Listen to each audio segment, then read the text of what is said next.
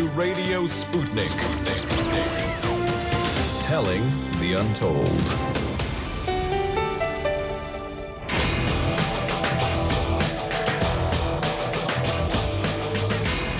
Fault lines. Live from across the divided states of America, it is now time for our last edition this week of the most disruptive show covering news, events, politics, and more across our country as well as our globe. In the independent corner, I am your political analyst, Shane Stranahan. And in the left corner, I am the indefatigable, burning ember in the darkness, your political analyst, Jamarl Thomas. And together, that means you're listening to Fault Lines with Thomas and Stranahan. Hope everybody is having a good morning this morning. Let's get into our headlines. First up, in COVID news, at least 1,949 new coronavirus deaths and 67,415 new cases were reported in the United States yesterday. Over the past week, there has been an average of 62,924 cases per day. That's a decrease of 14% from the average 2 weeks earlier.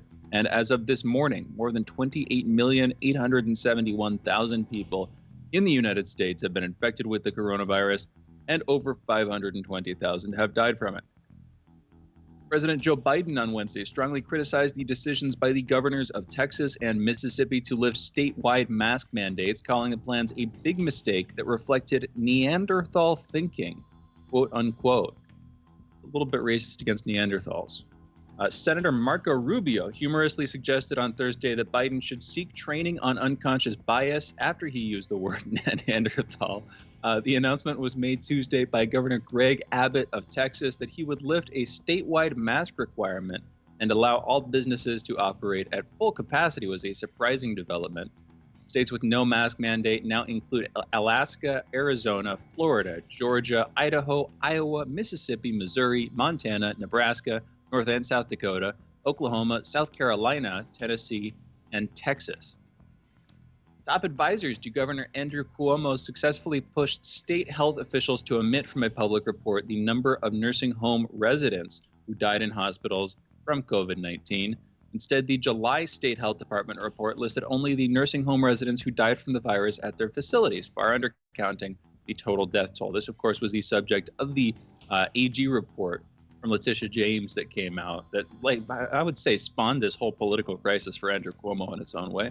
The report had said 6,432 nursing home residents, this is the July report, are reported to have died. Gary Holmes, a spokesman for the health department, said in a statement that, quote, while early versions of the report included out-of-facility deaths, the COVID task force was not satisfied with that the data had been verified against hospital data, and so the final report used only data for in-facility deaths, which was disclosed in the report, end quote. The revised COVID-19 nursing home death toll came after State Attorney General Letitia James released a damning report saying the state likely undercounted the nursing home COVID-19 death toll by more than 50%. President Jair Bolsonaro has told Brazilians to stop whining about COVID-19, that's a quote, as he criticized measures to curb the virus despite a surge in cases and deaths. Brazil's health ministry says more than 260,000 people have died with COVID-19. On Thursday, another 1,699 deaths were added to that tally. That's a slight decrease from Wednesday's record 1,910. Meanwhile, a further 75,102 cases of coronavirus were reported. Bolsonaro is quoted at an event saying, quote, stop whining. How long are you going to keep crying about it? How much longer will you stay at home and close everything? No one can stand it anymore. We regret the deaths again, but we need a solution, end quote. That is according to Jair Bolsonaro. A survey of 14 countries, which ran between November 2020 and February 2021, found that almost 6 in 10 people would take a vaccine if it was offered to them now, and that willingness has risen in 9 of the countries. In the most recent study, which ran between the 8th and 21st of February, people in the UK are most willing, with almost 8 in 10 stating that they would take a vaccine if one was available to them the week they took the survey. This is up from 55% in November, shortly before the first COVID-19 vaccine was approved. France, Singapore, and Japan have consistently remained among the least willing, with approval rates of 40%, 48%, and 48%, respectively. Again, France, Singapore, and Japan.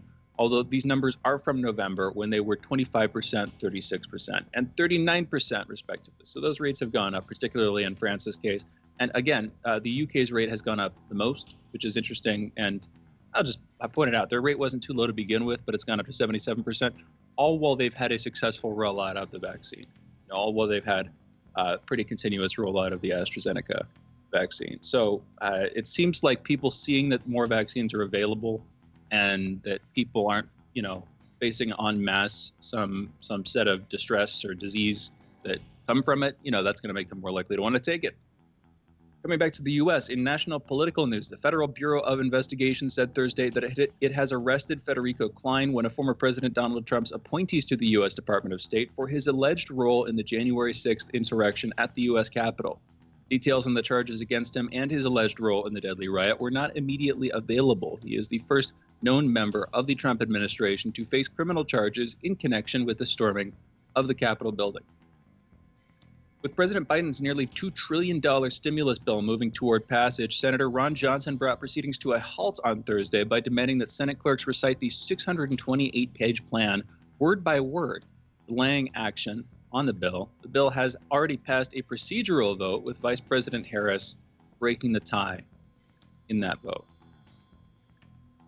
Concern over President Biden's lack of press accessibility mounted Wednesday evening after he told reporters he was, quote, happy to take questions, end quote, before having his microphone and camera feed cut off. The incident occurred at the end of the 46th president's appearance at a House Democratic Caucus event. Biden has gone longer than his 15 most recent predecessors without holding a solo press conference. We're up to like 42, 43 days at this point, something like that.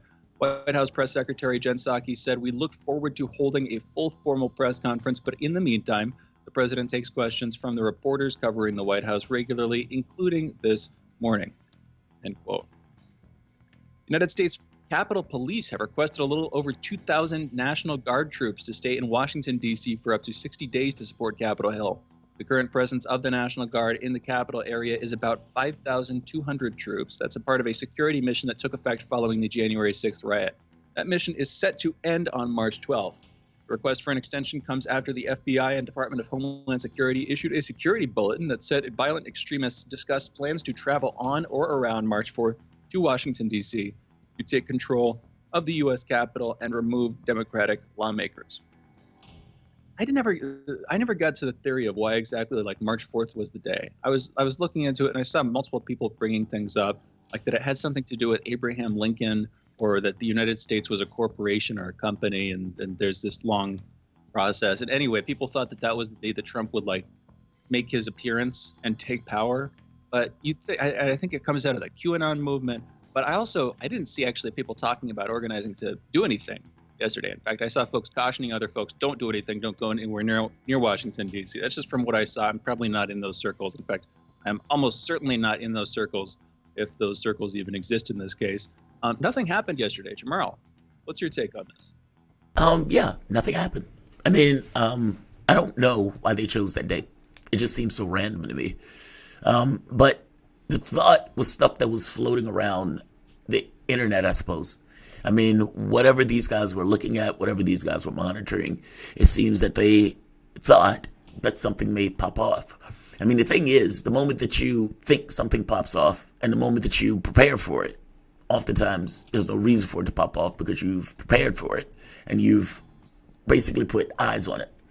I think the moment that you start focusing on it, you have a less likely opportunity for it to come about just because people are preparing for it, if that makes sense. I know it sounds counterintuitive in a way, but the moment that this, focus is saying, hey, this date, we're hearing bad things are going to happen on this date, and then we're going to get troops in, and we're going to get the people to leave. Why would something happen on the date after all that attention has been given to it? If that makes sense. So, yeah. Of course it makes sense. No, yeah, it was this kind of weird QAnon thing. I don't necessarily know. It is it's the same. It's roughly the same situation. If we had responded extremely harshly to the coronavirus and it hadn't become a serious viral pandemic, but somehow worldwide we'd managed to shut it down, it would have looked, what we had done would have looked absolutely draconian in response to what happened. As it is, we did the opposite, where we didn't respond effectively enough, or we respond harshly in some ways and ineffectively in others, which meant that the thing spread continuously. I guess my point here is, if we had cut it out, it would have looked ridiculous. And I can hear what you're saying. Since nothing happened yesterday, that could be a direct result of them calling all the troops out and making such a big hubbub about it. Or there could be nothing, or there could be next to nothing, and they're on a hair trigger because they have nightmares about what happened on January 6th. And frankly, I don't blame them for that. I just blame them for some of the extremities of how they're responding, including the continued existence of barbed wire ringing the steps of the Capitol area. What kind of gloomy message that imparts to the American public for Congress, and to be doing that kind of thing. I think you get where I'm coming from with that broadly. But I will totally admit there could have been something, and they could have prevented it by taking exactly the actions I've kind of criticized here yesterday. Back to the headlines here. The self-described QAnon shaman claimed in a jailhouse interview aired Thursday that police officers waved him and others into the building on January 6th. Jansley also made a distinction that although he regrets entering the Capitol, he does not regret supporting former President Donald Trump, but was disappointed not to have received a presidential pardon during Trump's last days in office. He's pled not guilty to 2 felony and 4 misdemeanor charges. He is being held in Washington, D.C. I mean, but we saw, like, the day after the thing happened, police officers waving them in. And as far as I know, there is a single plausible explanation for that, like a single universally plausible and make sense of things that a lot of different people have said, which is the police were surrounded at the time. So you had protesters who'd broken in behind certain lines of police who were holding out a perimeter, and then those police, seeing that they were surrounded, decided to basically fall back. And since they couldn't hold the barricades up, they basically waved the protesters through. There's prominent video that was getting shared a lot at the time. I don't know, that's at least my interpretation of it, but seems pretty damn plausible to me. Internationally, in news, China has unveiled changes to its electoral system that will affect how Hong Kong's leader is selected and how elections to the local assembly in Hong Kong take place. This comes as 15 of 47 Hong Kong pro-democracy activists charged with subversion have been granted bail after a marathon hearing. The entire group remains in custody pending an appeal. The activists are facing up to life in prison for the charge of conspiring to commit subversion. Activists, protesters, it's just different ways to flavor the idea. Anyway, the bail hearing for the 47 defendants began on Monday and only wrapped up on Thursday evening. Hong Kong's biggest national security prosecution so far has triggered a wave of complaints from the 47 defendants and their lawyers over the authorities' handling of the case, which they said left the accused in dirty clothes, sleep-deprived, and hungry in the dock. New findings indicate that Biden had originally planned to order 2 different airstrikes in Syria last week, but was ultimately forced to change course after he received last-minute intelligence that civilians were near the area.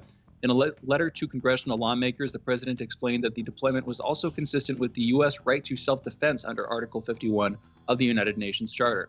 However, this stance was promptly rejected by some lawmakers who opted to reintroduce bipartisan legislation to repeal decades-old authorizations for military force that are often tapped to justify attacks in the Middle East. Good. Go for it. We should repeal that stuff. In Pope news, Pope Francis was greeted by Iraq's prime minister as he landed in Baghdad for a historic tour of the country. He will be traveling not in a Pope-mobile, but in an armored car. Despite being cautioned away from the trip over coronavirus concerns, the Pope said he must continue the trip to attend to the needs of, quote, that martyred church, end quote, referring to the Iraqi church, saying that the, quote, people cannot be let down for a second time, end quote. With that, he is referring to a canceled trip in 2000 after talks broke down between Pope John Paul II and Saddam Hussein.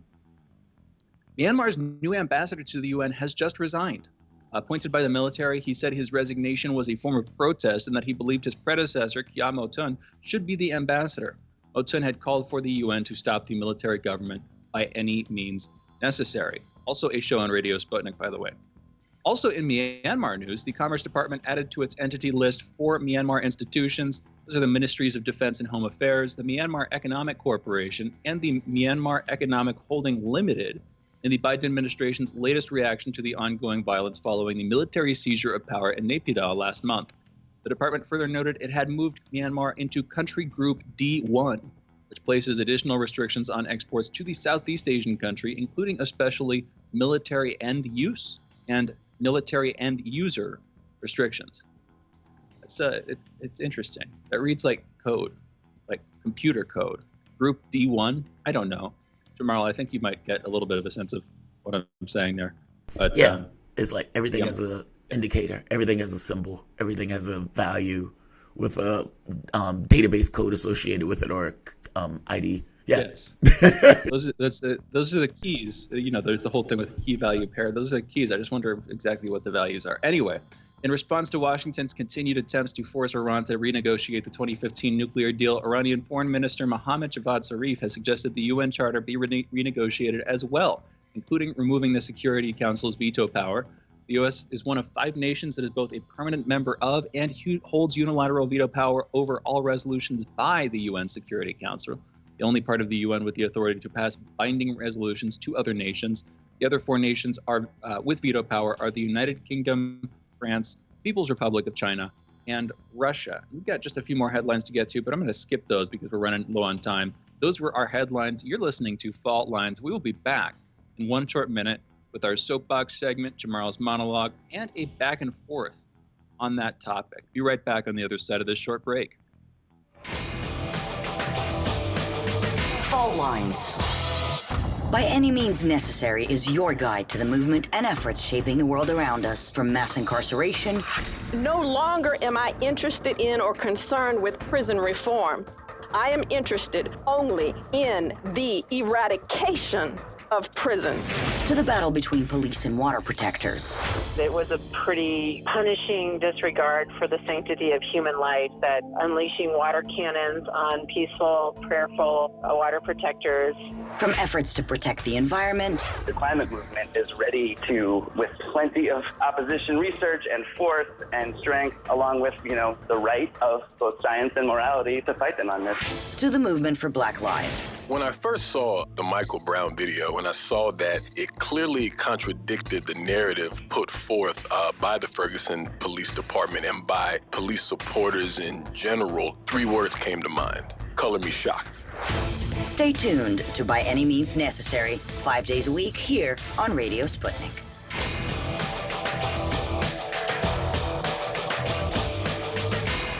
Fault Lines. Welcome back to Fault Lines on Radio Sputnik. My name is Jamarl Thomas. I'm joined by my co-host Shane Stranahan, coming to you live out of our station in Washington, D.C. If you guys live in the area, you can catch us on radio at 105.5 FM and 1390 AM. We're also in Kansas City. at 102.9 FM and 104.7 FM. If you guys are digging what Shane and I are putting down, whatever platform you're consuming this content on, give us a like and share that audio or video.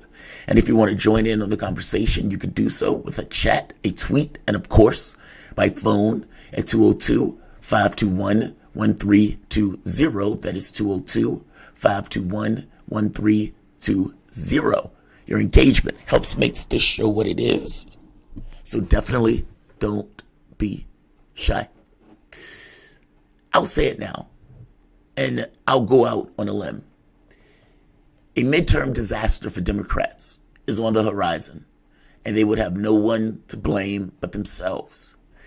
It is the belief that removing Trump, if it is the belief in the Democratic Party circles that removing Trump was the key, main, and only objective, or that delivering for America is somehow secondary, they will receive a well-deserved rude awakening in the midterms. There shouldn't be the slightest of doubts. You have, for all intents and purposes, absolute power to deliver on your already meager promises. America, if you are not apoplectic, you are not paying attention. 500,000 dead people, 500,000 mothers, daughters, sons, fathers laid asphyxiating alone in tragic, agonizing death. This will be a controversial statement, but the United States government is every bit as culpable in those deaths as when the power of that same state was painstakingly used to choke the life out of George Floyd, leaving him asphyxiating on the concrete, practically and symbolically, alone. It doesn't matter that a crowd was watching.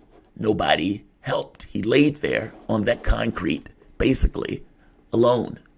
Whether it's the power of the state acting with malicious incompetence that failed to prevent the choking to death of hundreds of thousands, or whether it's the state power maliciously ripping the breath out of a man's lungs, culpability is the same. What we're talking about is a distinction in magnitude. And yet, this confused and bewildered administration doesn't seem to understand what needs to be done to accomplish the stated goals, which, under Biden, mending the torn social fabric of this nation. With 500,000 dead Americans, nearly 9/11 every day for a year, we spent nearly $7 trillion, in fact, more than $7 trillion, with an additional investment of 4,000 American lives in the Iraq War. And yet, for a tragedy that dwarfs the scale of destruction, Biden has taken every opportunity to tell America that once again, you have elected another president that ultimately doesn't care. Whether it's the issue of foreign policy and the weird, bizarre measures that Joe Biden has taken. For example, screaming diplomacy, screaming that America is back. Let's play the clip. America is back. America is back. Diplomacy is back at the center of our foreign policy. That's why yesterday the United States and Russia agreed to extend the New START treaty for 5 years to preserve the only remaining treaty between our countries safeguarding nuclear stability.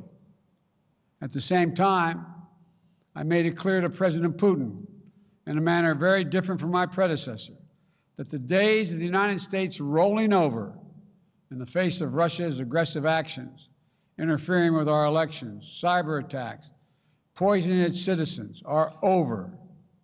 We will not hesitate to raise the cost on Russia and defend our vital interest and our people. We'll also take on directly the challenges posed by our prosperity, security, and democratic values by our most serious competitor, China. We'll confront China's economic abuses, counter its aggressive, coercive action to push back on China's attack on human rights, intellectual property, and global governance. But we are ready to work with Beijing when it's in America's interest to do so. Investing in our diplomacy isn't something we do just because it's the right thing to do for the world. We do it in order to live in peace, security, and prosperity. We do it because it's in our own naked self-interest. When we strengthen our alliances, we amplify our power, as well as our ability to disrupt threats before they can reach our shores. A few weeks after that, we got the 20-dimensional game of Go Fish with a move that was too clever for its own good. The Biden administration launched by all honest accounts, an illegal airstrike on Syria, killing 22 Iraqis, and a bid to send Iran a message. If this is not illustrative of a bewildered president that seems unclear on his objectives, or at the very least how to accomplish them in the context of ideology, we have a domestic agenda. Joe Biden seemed to take every opportunity possible in order to show America that he doesn't care. 500,000 Americans are dead, and yet we have this quibbling over the stimulus. $1.9 trillion. And it seems that every opportunity that Joe Biden gets, he's lowering the number. Not because he has to. He has absolute power. He has the House, he has the Senate, he has the presidency. And at this point, he hasn't used any political capital at all to accomplish the objectives of the American public. Whether it's getting rid of the filibuster and delivering his agenda, which is that $15 an hour minimum wage, which is the public option, which is et cetera, et cetera. He has the power to do it. He just doesn't seem to have the impetus. He doesn't seem to have the care, the drive, the dexterity politically, or for that matter, even the strength to pull it off or to even want it. That is massively problematic. And because of such, you have a party that is giving these kind of weird, conflicted results. Whereas the House is trying to do one thing, the Senate is trying to do something else, and the president just stays by, inert, in the way that Shane would say. A puff of smoke. Joe Biden in this moment should be screaming bloody murder, that my job is to deliver for the American public, that I am not going to stand by while Congress, whoever that is, be it my party or otherwise, tries to stand in my way in delivering for the American public. By the way, the reason I make this case is for the Democratic Party interests also. Whether they realize it or not, they have a job, they have a responsibility, not just to the American public, but also to the members of their party, the forlorn constituents, those Democrats, the battered spouses that decide to stay into the party, the wife pleading on behalf of the husband or as he holds the belt to the cop. Please don't take him away. I'm saying that Joe Biden needs to take a certain tact and a certain disposition that gets across to the American public that he is working in their interests. And unless he does that, the midterms will show that failure significantly. And the chance that the American public would have given Joe Biden and the party to show that they were something fundamentally different than a corporate party or than a party that just works in the interests of the rich every bit as much as a Republican, just lie about it. It would show that there's something more to it than that. And I'm sorry, up to this point, I haven't seen it.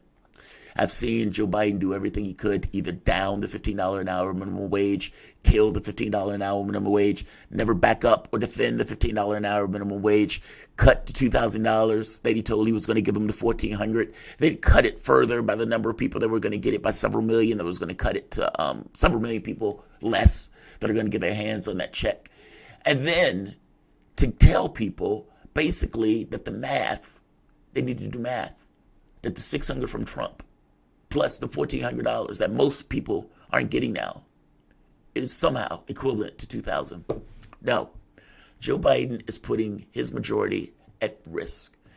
Mark my words, the Democratic Party, who has absolute control at this point, with a public that is uber focused on what is taking place in Congress right now because it is to their benefit what comes out, will punish the Democratic Party significantly if they don't deliver. Shane, what do you think? Are they going to be punished if they don't deliver? Yes. a bit, but I don't know what good that's actually going to do anyway, frankly. I don't know who can serve as an effective replacement or like who can mobilize the left wing on to reform the Democratic Party in anything approaching the way that Trump did for the right wing with the Republican Party. And whoever that is, if they come along, I don't see where they're coming from. On Biden, you played the clip from him. You were talking about him. It feels like we're like in Weekend at Biden's or something, where the headline that we were reading earlier this morning, where basically he told reporters he was happy to take questions and then had his microphone and camera feed cut off. Why would they do that? Well, it's not because Biden doesn't want to stay on messaging. It's, as far as I can tell, because he's simply not able to stay on messaging. So unless he is literally reading directly from a teleprompter, if he's having to respond impromptu, extemporaneously to reporters' questions, I guess the assumption there is just that he can't do it. So when I say inert, where when you say, when we talk about how he can't do this stuff or he's not doing this stuff, it literally might be because he does not have the mental faculties to pull it off. I don't know what else there is. He hasn't, again, from quoting from the headline here, Biden has gone longer than his 15 most recent predecessors without holding a solo press conference. How many decades back does that take us? Many. I'd have to go back, but it's been a long time since we've had a president who's this lagging when it comes to being willing to engage with the public more or less directly, a little bit less directly, but still taking questions from reporters directly who don't represent the public, but are at least a half a step closer to them than politicians or the senior bureaucracy of the White House. So it feels like Biden's public presence is being limited, I'm guessing because he would embarrass himself and the administration. And the people who are running the show are, various officials behind the scenes, staff, politicians, Kamala Harris to some extent, et cetera, et cetera.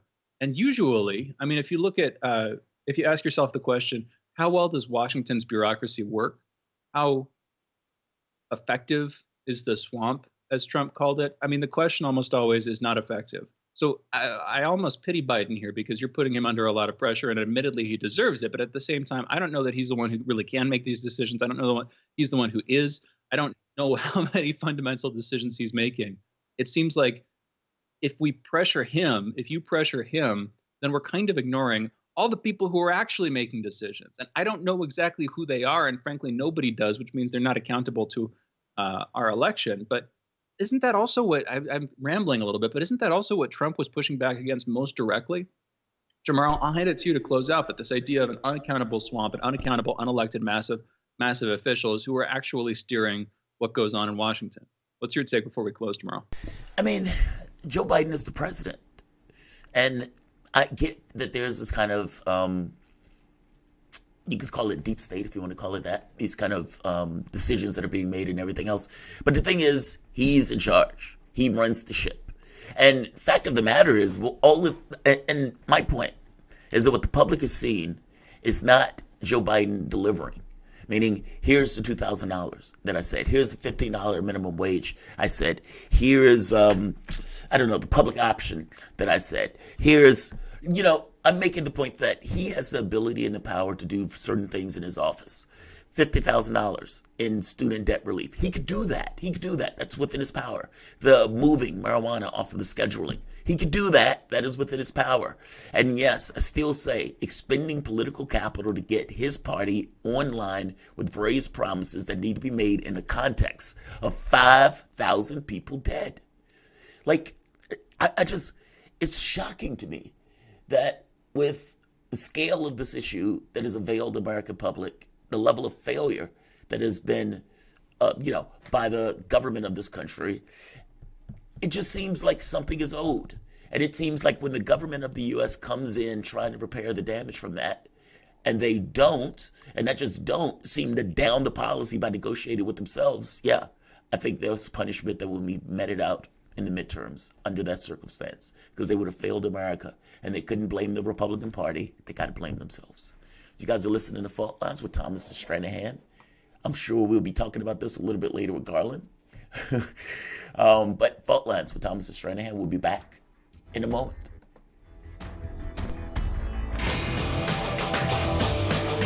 Fault Lines. You're listening to Radio Sputnik.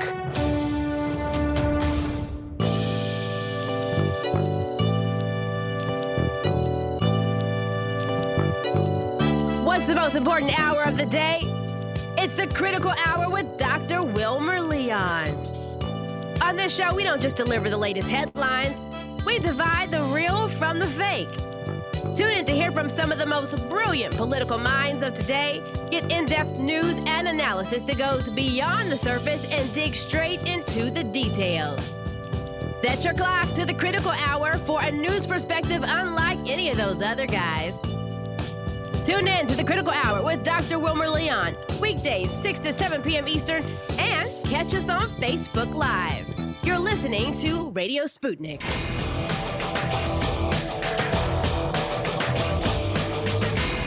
Fault Lines. Welcome back to Fault Lines on Radio Sputnik. My name is Jamarl Thomas. I'm joined by my co-host Shane Stranahan, coming to you live out of our station in Washington, D.C. A story that I've been following, going all the way back to the beginning, has been Bolivia.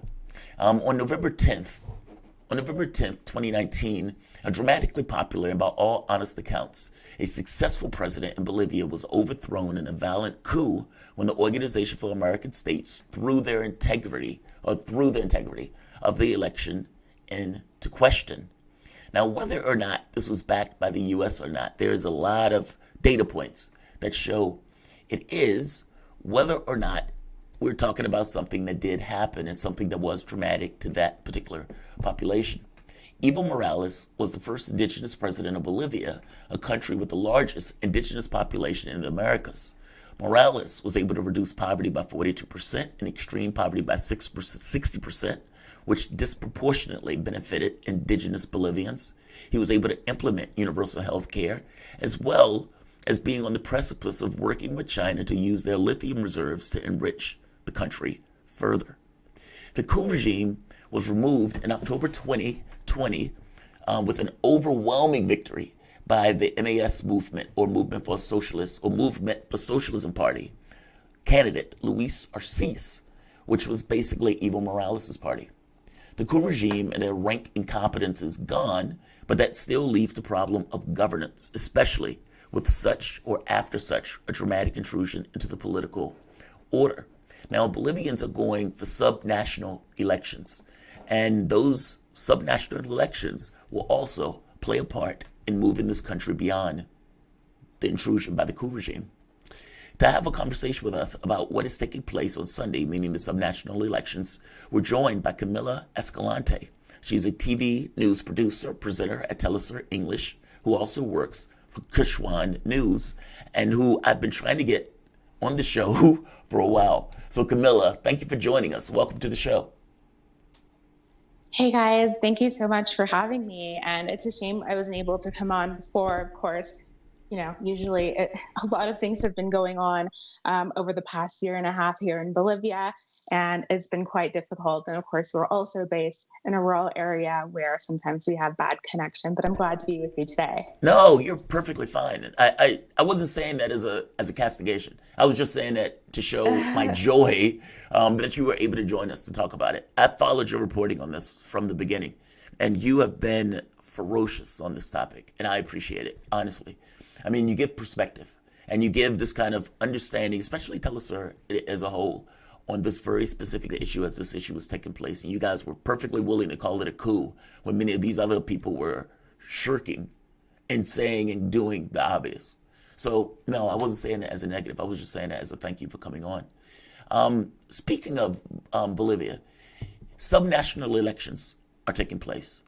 And I would imagine that with such an intrusion into the politics or the political order, all sorts of things were thrown into chaos. I would imagine also, local governance. How was local governance affected by the coup regime coming into place? And how would that interact with the subnational elections that are taking place now? Well, the whole message of former President Evo Morales, who's of course back in the country, and he's deeply been involved with the campaigning. He's the president of the Movement Towards Socialism, and has been, lending his support as like a celebrity to the candidates on the ground. His message has been that in order to consolidate our victory and our defeat of the coup in October 2020, that we have to win 2/3 of all institutions. So in that previous election, the Movement Towards Socialism was able to win the election and win a majority in both houses. But he says that that's not enough. And, we've seen the vulnerabilities within the police and military, something that a lot of people here are once again pointing to. I think a lot of people online and internationally have kind of asked again and again, why are we seeing Arturo Murillo and Janine Áñez and all these people tweet, and they're attacking the mass, and they're just, kind of continuing to operate with impunity, given the crimes that they committed in 2019 and 2020. And those are the same, demands that everyone's making here on the ground. That's what everyone is talking about here. The militants, the bases of the Movement Towards Socialism are demanding that their authorities hold these people accountable, particularly the ones that haven't been able to escape and who are still in the country, and some of whom are running in these elections. And that includes Janine Áñez, who is running for governor in the Department of Beni, where she is a popular figure. Beni is not one of the most central departments where, the MAS would ever hope to win, but the MAS is obviously a very important political force there because it's the largest political force in the country. We have in Santa Cruz, Luis Fernando Camacho is one of the more important coup leaders, although he kind of got kicked out of the coup administration by Janine Áñez, but he is quite a popular figure in Santa Cruz, where he'll be running for governor. We have Ivan Arias here in La Paz, where I am today, and he's running for mayor. How are these people still running for governor? These people were instrumental in a violent coup. Like, this is astonishing. Like, I know Áñez, she's being tried, basically. I mean, there was the IMF loan that the government made and everything else. But it seems like there would be a great emphasis on prosecuting the people that were involved in the coup. I got to be honest. I don't even care what they used to prosecute him. I mean, it was a violent overthrow of the government. They're not being prosecuted, or they're not. I know Arnaz is, but the other coup leaders are not being prosecuted. Yeah, I mean, the government has said, the Interior Minister, we say Minister of Government in Spanish, I guess, is has said that they're carrying out some investigations into people's involvement, the top level officials of the coup regime, but it's not coming fast enough as far as anyone is concerned. And there have been calls to replace the Interior Minister of Luis Arce because he hasn't persecuted or prosecuted these people. But going back to what Evo has kind of been saying is that our vulnerabilities have been exposed the vulnerabilities of the Luis Arce administration are that that this is not necessarily a completely committed anti-imperialist military, and that in some ways, some people have said that the armed forces would have to begin from scratch in order to avoid happening what happened. That aspect came out of the blue, not that there were coup attempts in the works. Coup attempts in the works is something that Evo Morales has survived 3 previous times. But in this event, of course, it was the military and the police that were so key to its short-lived success. And so he's saying that we need to make sure that that the movement towards socialism consolidates power in 2/3 of the institutions, and that means 2/3 of municipalities, of departmental governments, and councils. And so that's what they're working towards. They are the only political party in the country that is running candidates in all jurisdictions across the entire country, and which has, is typically, if not the first, the second place candidate in the polls. And so, this election takes place in 2 days, and I'll be following here on the ground Franklin Flores. He's the candidate who is the front runner in the Department of La Paz for the position of governor, and he is an indigenous Aymara leader, and we believe he'll be winning. And Saskatchewan News, my colleague, will also be here on the ground following the movement towards socialism mayoral candidate, who is Cesar Dockweiler, the figure behind the world-class teleférico system, or the cable car system called Mi Teleférico here in La Paz. Mila, we've only got about 2 minutes left, less than that at this point, and we should have you back on soon if you're around. It's great to talk with you on this. Thanks for joining us. Real quick, you said that they basically are looking for a 2/3 majority, in these different branches. Just very simply, how does it look? Will they be able to get that? What do the prospects look like? What happens if they don't get that? In about our last minute and a half, what's your take, Mila? Well, it's very difficult to say. And so one of the points that Evo has been making when he's been going on our Saskatchewan News is, of course, the English language service of Radio Saskatchewan Coca, the official radio service of the 6 federations, where we're based in Laucaenia and the Tropico of Cochabamba. And Evo has a weekly program that he goes on every day. And he's been talking on and on about the polling firms and the private media, which owns them. And he says that the voter intention surveys are working overtime to shape our perception of the situation on a whole, and they demonstrate criminally inaccurate figures in a nonstop manner.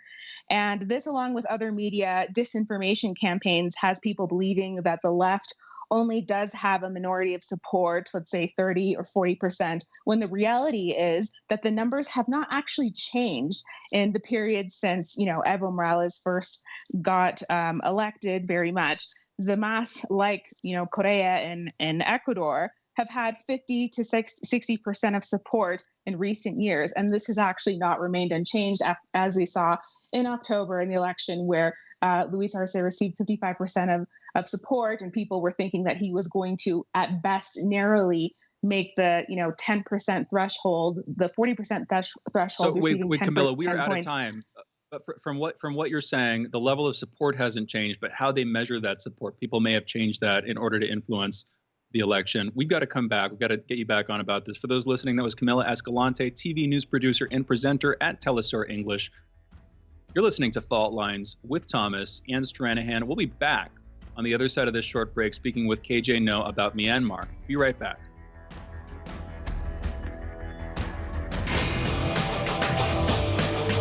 Fault Lines. So, Sean, what do you want to talk about today? Well, Bob, that's easy.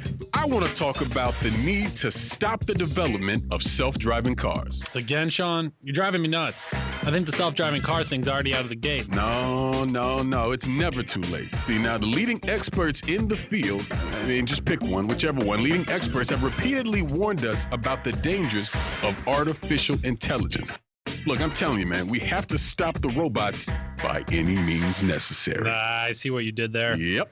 Tune into our show By Any Means Necessary daily from 2 to 4 p.m. Eastern Time on Radio Sputnik. And don't forget to call in at 3:20 p.m. to our studio number 202-521-1320. And if you miss us live, check us out on SputnikNews.com, Spreaker, iTunes, iHeartRadio, Spotify, or wherever you listen to podcasts to stay up to date on the latest political, social, and economic movements shaping the world around us.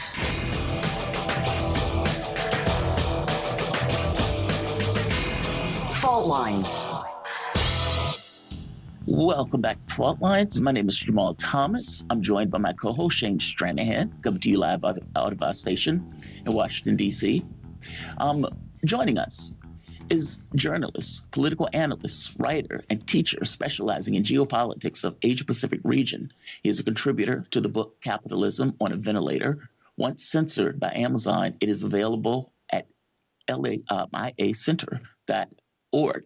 Person I'm talking about is KJ No. KJ, welcome to the show, man. Thank you for joining us. Thank you. Good to be with you. Thank you. Every time we call you, it seems like things have gotten just that much worse. So yesterday, apparently, 18 people were killed in protests, basically police repression that is clamping down on a society that is pushing back against the coup. 40, apparently, since all of this has taken place since February the 1st. Aung Suu Kyi, she's, of course, still captured. Apparently, they've added additional charges to her. Where does this go from here? Because it seems like the public is not going to relent, and it seems like the military is very serious about maintaining power. And apparently, it really did believe its power was in jeopardy. So, this is always the tragedy of military coups. When I was last on your show, we had said that bloodshed was imminent, and this is what we're seeing. So, on the ground, there's mass fear and terror. People are not able to sleep. There is a daily curfew from 8 p.m. to 4 a.m. And of course, from around 1 a.m. to 9 a.m., all the communications are shut off. This is kind of psychological warfare.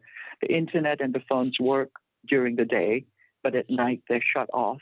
And during this period when they're shut off, people are taken away. So above and beyond the overt bloodshed, the military shooting people in the streets, there's a constant process of psychological warfare that is terrorizing people. Where does this go from here? That is the $64,000 question. The military does not look like it will back down. They've done this before. They are immune or resistant to sanctions. They've lived with sanctions for decades. They are not afraid of them, or at least that's what they say. On the other hand, there's significant pain, anguish, and challenge to the military at this current moment. So all we have to say is we have to wait and see. And to be honest, we have to keep our best thoughts and prayers in mind. And the UN is poised to get involved. the casualties at this point are in the dozens. I believe please correct me if I'm wrong here, but I believe the last such uprising against the government was in 1988, over 30 years ago at this point. And back then, estimates vary, but anywhere between several hundred to around 10,000 people died. If you sort of take the median of that, it's somewhere in the thousands. Clearly, we're still far from that point, but is the concern that we could reach that again? And if the UN decides to get involved, KJ, what effect do you see that having in Myanmar? Those are also really good questions. We know that in 1988, there were at least, the best estimates are that the death toll was in the thousands. Currently, the death toll to date is 50, with 38 killed on Wednesday alone. But remember, the military pulled out its light infantry divisions and sent them into the city. These are battle-hardened troops who were fighting a counterinsurgency, who were racking up these kinds of death tolls daily, even before this news coverage happened. This was with the conflict with the ethnic minorities. So there is very little that would keep things from escalating even further. The UN has made some very strong statements. It's organizing itself to have a kind of collective action against Myanmar. But to be honest, the military holds the cards. They were the ones that granted this partial democracy to the civilian government. They're the ones who will take it away at whim. The coup clause is written into the Constitution that the military drafted decades ago. This is the current Constitution. And believe it or not, the military is showing relative restraint in that they're not indiscriminately using live ammunition. They're using slingshots and rubber bullets as well as live ammunition. But I think more pressure will not dissuade the military. I think things have the possibility to escalate in a very, very bad way. Well, right there for the moment, why is the military showing restraint? I mean, is it one of those things where they're worried about, let's say, outside perceptions in a way that, I've made the argument that social media is kind of a pressure that is put when everybody can see what is taking place at any particular moment, that it's a pressure. And I'm wondering if the military is using restraint because of that very specific reason, that the eyes of the world are basically watching. This is the UN ambassador to Myanmar, at the very least he was. I want you to listen to this for a moment. This guy makes a plea and basically says, look, help us by any means necessary in order to get across the severity of the situation. There, let's play it. Regard the committee representing Chirangsu Tlator, CRPH, duly urged the United Nations Security Council, and international community that aspire to build peaceful and civilized global society to use any means necessary to take action against the Myanmar military and to provide safety and security for the people of Myanmar. That's an astonishing statement. He is basically saying, help us by any means necessary. And that is very broad, meaning whether that's military intervention, whether that's, whatever that means. That is pretty broad and pretty strong statement. Is there anything that anybody can do outside of Myanmar to help Myanmar? Like, meaning whether that's political pressure, let's say leveled by China, for example, the relationship between China and Myanmar, does it allow any kind of soft pressure to be applied? Is it just one of those things that the Myanmar military is absolute in this? And yeah, they may be taking things easy from the standpoint of not wholesale killing, but at the end of the day, there's nobody that can do anything to really intervene. Is that where we are? Meaning basically the people who are out there are going to have to just stay out there until, a choice is made that the military either satisfies itself in the amount, we can't kill any more people, or the public relents, or, you know what I mean? There has to be some kind of resolution between the two.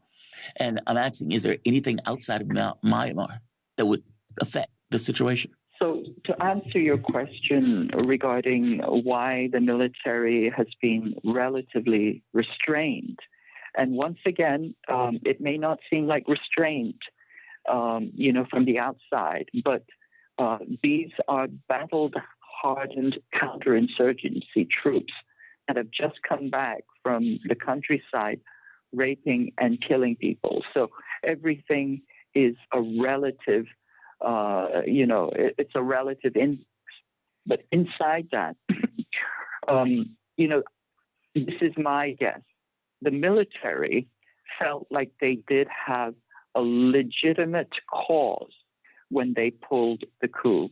There were between 1.5 million to 2.5 million votes that were suppressed. Now, people are saying that there was no vote fraud, and that is probably correct. There was probably not a lot of vote fraud on the day of the election, but there was massive vote engineering and suppression prior to the election. And the military had demanded or requested many times to the civilian government to look into these allegations. They were shut down completely. And the military, knowing the balance of power, simply decided to show the civilian government that they were still boss. What will the military do in the face of political pressure? We know that China is already engaging its back channels. The Chinese want the return of civilian government. They were very happy with the relations with the civilian government. That was why they inked 33 deals relating to the Belt and Road last year. Xi Jinping actually visited Myanmar last year. So the Chinese want stability, and they want things taken back to the status quo ante. But the problem is that there are multiple factions involved. Right now, we're looking at a crossfire hurricane. The armed ethnic organizations could see this as an opportunity. Certainly, the United States see this as an opportunity to sow chaos and to disrupt. And depending on the skill of the United Nations, this will either be de-escalated and the military will give a certain deadline to return to elections and and to a civilian rule, or if there is mass denunciation, my feeling is that the military will harden its line. As they've said, we are not afraid of sanctions. We've lived through them before, and ultimately we hold power. KJ, we only have about a minute left here. I will be brief on my end. Last time we had you on, you brought to light, for anybody who knows about this, it is obvious, deep, long-lasting, decades-long divisions along ethnic lines with dozens of different minorities who have competed with each other and obviously are competing with the government in a large way. One of the things we were worried about was that there would be inter-ethnic violence during these protests. I'm curious, two fronts, about 30 seconds to answer here, sorry. I'll just keep it to one. Have we seen that? Have we seen, killings not between police and protesters, but between protesters along ethnic lines? KJ? Not that has been confirmed, although we have seen, once again, people in saffron robes attacking protesters. This has already happened. So there are deep ethnic divisions. They go back to the very founding of the state, which was built as this chimeric state by the British. The British ruled it as a military occupation. They created a precedent for massive military occupation and then ruled it as an ethnicity-based hierarchy. Those divisions have not gone away. So on the one hand, you have the civilian-military conflict. On the other hand, you have the multiple ethnic conflicts. Multi-generational, long-lasting stuff that we're talking about. And again, this does come back to British rule and the aftermath there. We've got to close it here. KJ, thank you for being with us. The voice you just heard is KJ No. He's a journalist, political analyst, writer, and teacher specializing in the geopolitics of the Asia-Pacific region. Check out a book he contributed to, Capitalism on a Ventilator, one censored by Amazon. It's available now at iacenter.org. You're listening to Fault Lines with Thomas and Stranahan. We're closing this hour out. We'll be back on the other side of this short break with headlines. See you then.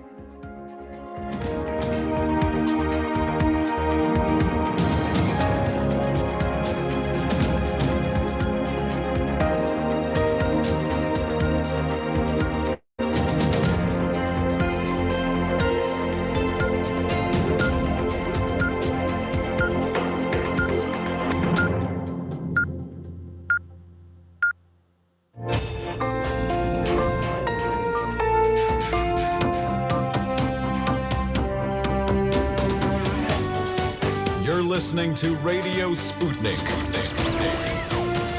Telling the untold.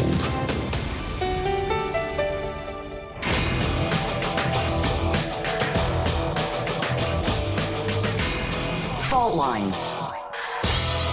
Live from the divided states of America, precipitously perched on the edge of this resilient and exploited globe, welcome to your context lens for the American perspective.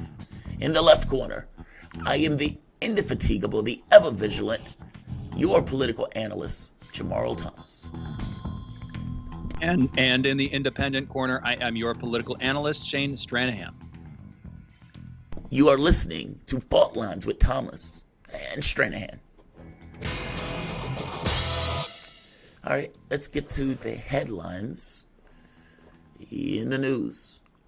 At least 1,949 new coronavirus deaths and 67,415 new cases were reported in the United States yesterday. Over the past week, there's been an average of 62,924 cases per day. That's a decrease of 14% from the average 2 weeks earlier. As of this morning, more than 28,871,500 people in the United States have been infected with coronavirus, and 520,000 have died from it. I swear, Shane, every time I read that number, it makes me angry, to put it mildly. President Joe Biden on Wednesday strongly criticized the decision by the governors of Texas and Mississippi to lift statewide mask mandates, calling the plans a, quote, big mistake, unquote, that reflected, quote, Neanderthal thinking, unquote. Senator Marco Rubio humorously suggested on Thursday that Biden should, quote, seek training on unconscious bias, unquote, after he used the word Neanderthal.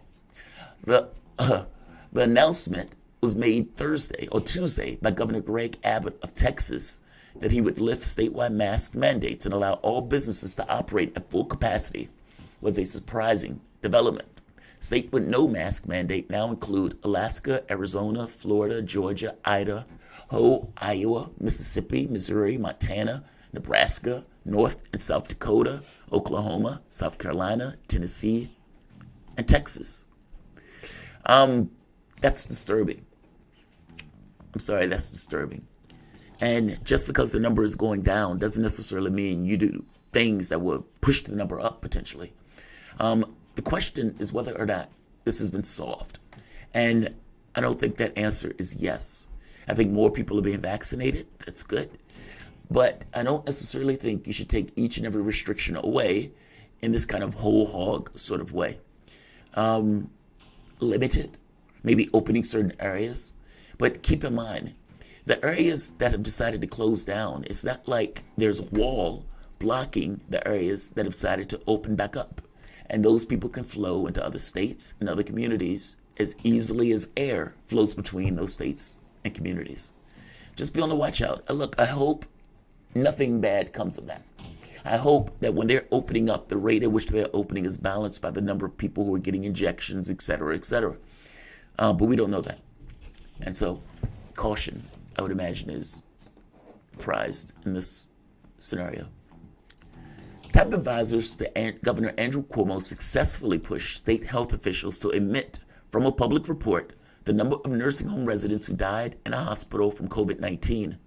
Instead, the July State Health Department report listed only the nursing home residents who died from the virus at the facilities, far undercounting the total death toll. The report said that 6,443 nursing home residents died from the virus. The truth is that more than 15,000 nursing home residents were reported to have died.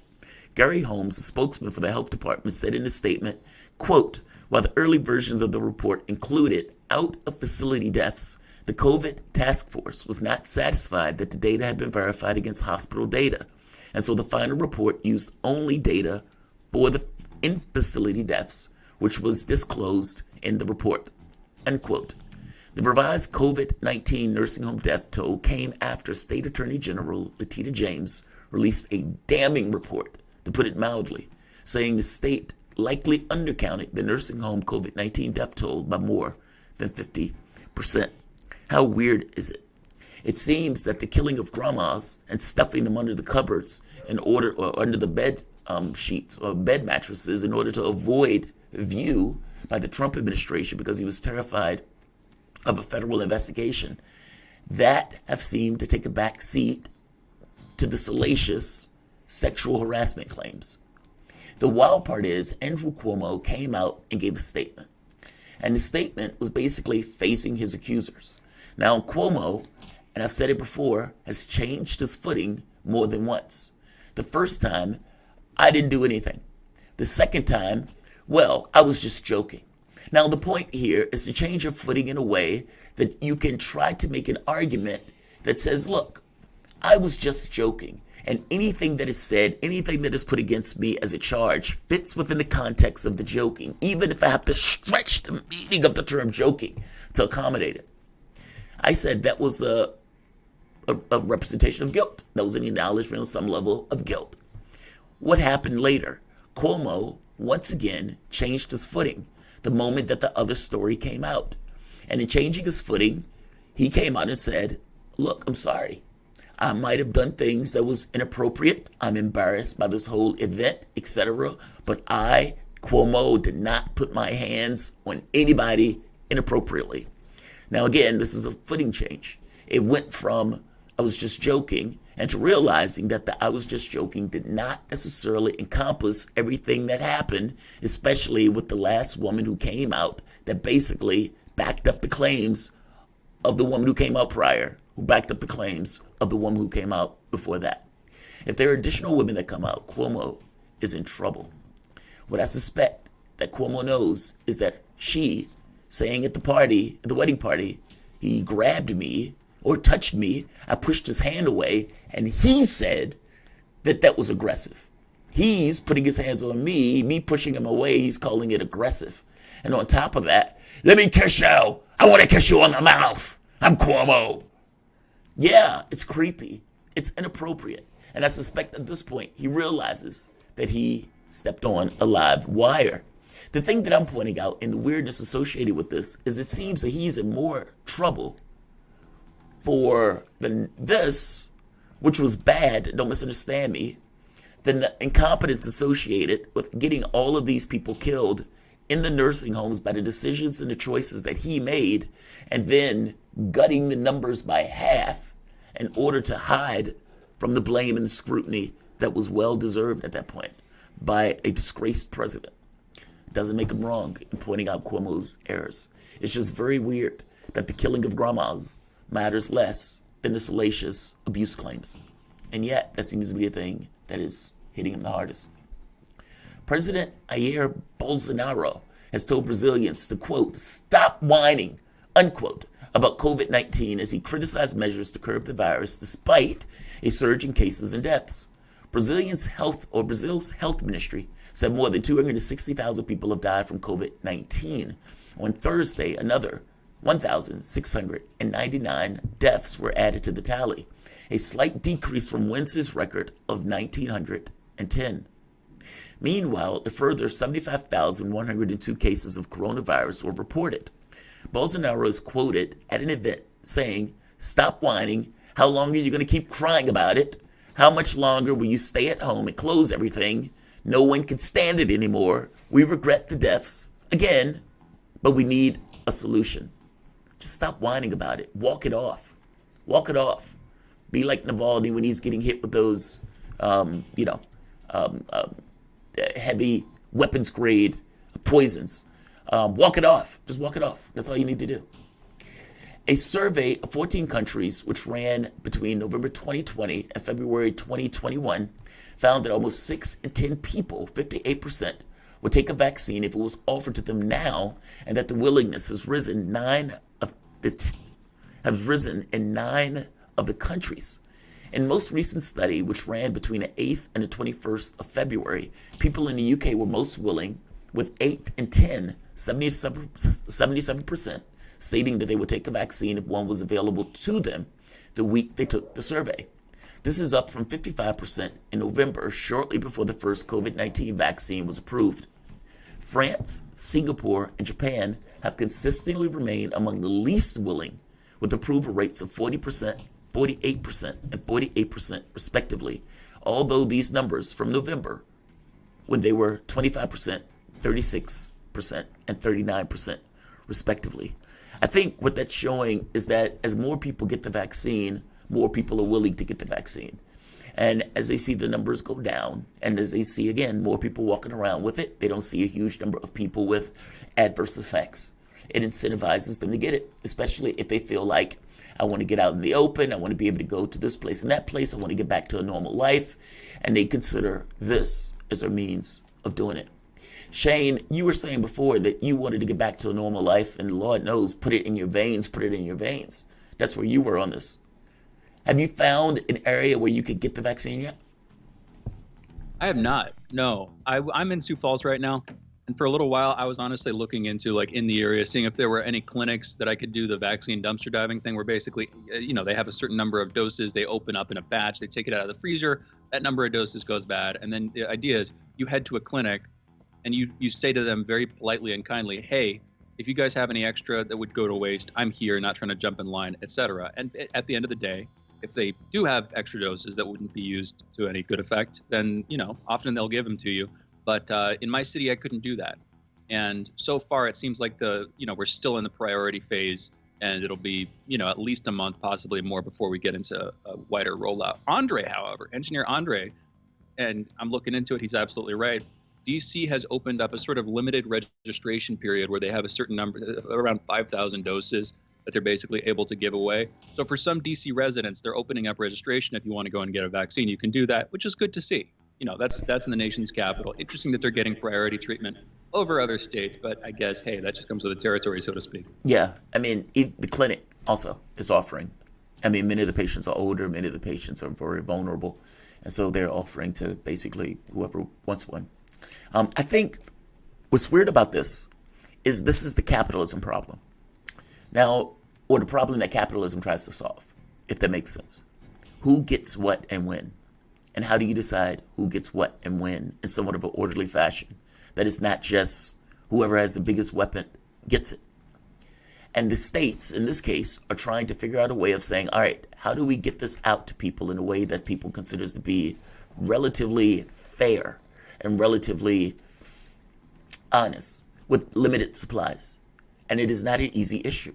Because the moment that you say, well, I think teachers get it, somebody else will say, what about me? Aren't we important? And then the moment you say they get it, well, what about me? Aren't I important? And after a while, you're going to get these outcomes where it is difficult to make a choice about who should get it more. And it becomes radically subjective and creates this kind of problem of not having enough. It seems like, though, they're trying to solve this just by increasing the amounts. And Biden, the way he puts it, is when they got in, the cupboards were bare. That basically Donald Trump had left them having to do all of that stuff on their own. It's unclear. Biden has every incentive in the world to blame Trump for not having enough. By the same token, Trump was incompetent. And so it's possible that he didn't have enough. It is unclear. Either way, they're trying to ramp up the amount of vaccines that they're putting out. And yeah, it seems that the public is getting more on board with using those vaccines, getting the quote-unquote jab, as they call it. And by the way, that's political casting. They're making it sound that way so you'll be more likely to get it. It's trying to make it sound cool. The jab. It's just politics. The Federal Bureau of Investigation said Thursday that it had arrested Federico Klein, one of former President Donald Trump's appointees to the U.S. Department of State, for his alleged role in the January 6th insurrection at the Capitol. Details on the charges against him and his alleged role in the deadly riot were not immediately available. He is the first known member of the Trump administration to face criminal charges in connection with storming the Capitol. That's interesting. Now, the reason I said that's interesting is because CNN is reporting that federal investigators are examining communications between U.S. lawmakers and rioters, meaning they're trying to determine whether there was any coordination between people who were in Congress and the rioters themselves. And it seems like some of the members of Congress are concerned about that because of the way they were questioning Christopher Wray, like, hey, do you think that's inappropriate? Do you think that's okay? Do you think that's right? Well, clearly you thought it was right. Clearly they were trying to get to the bottom of it. And why are you so concerned if you are innocent? Last one. With President Biden nearly $2 trillion stimulus bill moving for passage, Senator Ron Johnson brought proceedings to a halt on Thursday by demanding that the Senate clerk recite 628-page plan word by word, delaying action. The bill has already passed a procedural vote with Vice President Harris breaking the tie. And one last, we got to get to this one before we get to Garland. Concern over President Biden's lack of press accountability or accessibility mounted Wednesday evening after he told reporters he was, quote, happy to take questions, unquote, before having his microphone and camera feed cut off. The incident occurred at the end of the 46th president's appearance at the House Democratic Caucus event. Biden has gone longer than any of his 15 most recent predecessors without holding a solo press conference. White House Press Secretary Jen Psaki said, quote, we will look forward to holding a full formal press conference, but in the meantime, the president takes questions from reporters covering the White House regularly, including this morning. Those are your headlines. You're listening to Fault Lines with Thomas and Stranahan. That is massively inadequate, but we will be back shortly with one Garland Nixon. You're going to love this segment.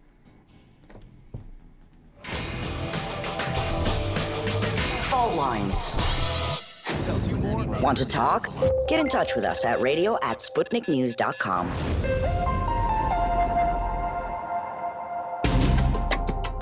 Epidemics and pandemics could kill millions of people, and they actually did.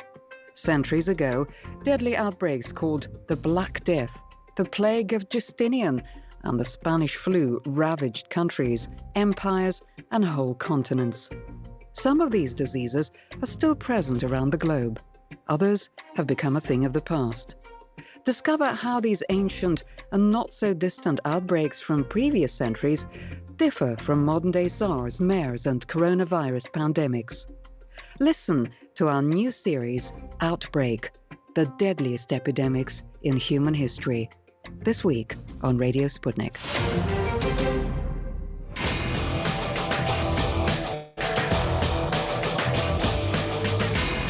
Fault Lines. Welcome back to Fault Lines on Radio Sputnik. My name is Jamarl Thomas. I'm joined by my co-host Shane Stranahan, coming to you live out of our station in Washington, D.C. If you guys live in the area, you can catch us on radio at 105.5 FM and 1390 AM. We're also in Kansas City at 102.9 FM and 104.7 FM. If you guys are digging what Shane and I are putting down, whatever platform you're consuming this content on, give us a like and share that audio or video. If you want to join in on the conversation, you can send us a chat, a tweet, and of course, you can reach us by phone at 202-521-1320. That is 202-521-1320. We take all comers. Your engagement is definitely makes this show what it is, so don't be shy. So, Joe Biden has returned to the White House. And he hasn't returned as vice president, but he's returned as leader of the free world. And I'm going to put those in quotes. The American public gave him the House, the Senate, and the presidency, even giving him 2 seats in the Senate in Georgia, a state that Democrats have never won in a runoff. And more importantly, gave him this power during an emergency beyond the scale of the Great Depression. In real terms, as we move forward in time, this event, meaning COVID, will subsume the role of the Great Depression in our framing of immense scale. That's how significant COVID has been, with the subsequent incompetence turning something that was bad into something that is apocalyptic. Nevertheless, in spite of the hopeful potential at the start, of Biden's presidency, Biden's tenure as president up to this point has shown itself to be prodigiously weak, rudderless, and without the courage to expend the tiniest morsel of political capital to deliver on the modest domestic agenda he told the American public he would fight for. He seems conflicted, and that conflict, that confusion, that bewilderment will have consequences in the midterms, consequences that will be well deserved. To have this conversation, we're joined with Garland Nixon, Sputnik political analyst, co-host of the Critical Hour and Critical Hour Extended, airing Monday through Friday from 6 to 10 p.m. Eastern, right here on Radio Sputnik. Garland, welcome back, man. How you doing? Wonderful, wonderful. Great to be back, guys. Absolutely. So, Garland, I want you to hear something. Joe Biden came into office basically saying America is back. We're going to deal with democracy. We're going to deal with diplomacy. Let's hear the speech. America is back. America is back. Diplomacy is back at the center of our foreign policy. That's why yesterday the United States and Russia agreed to extend the New START treaty for 5 years to preserve the only remaining treaty between our countries safeguarding nuclear stability.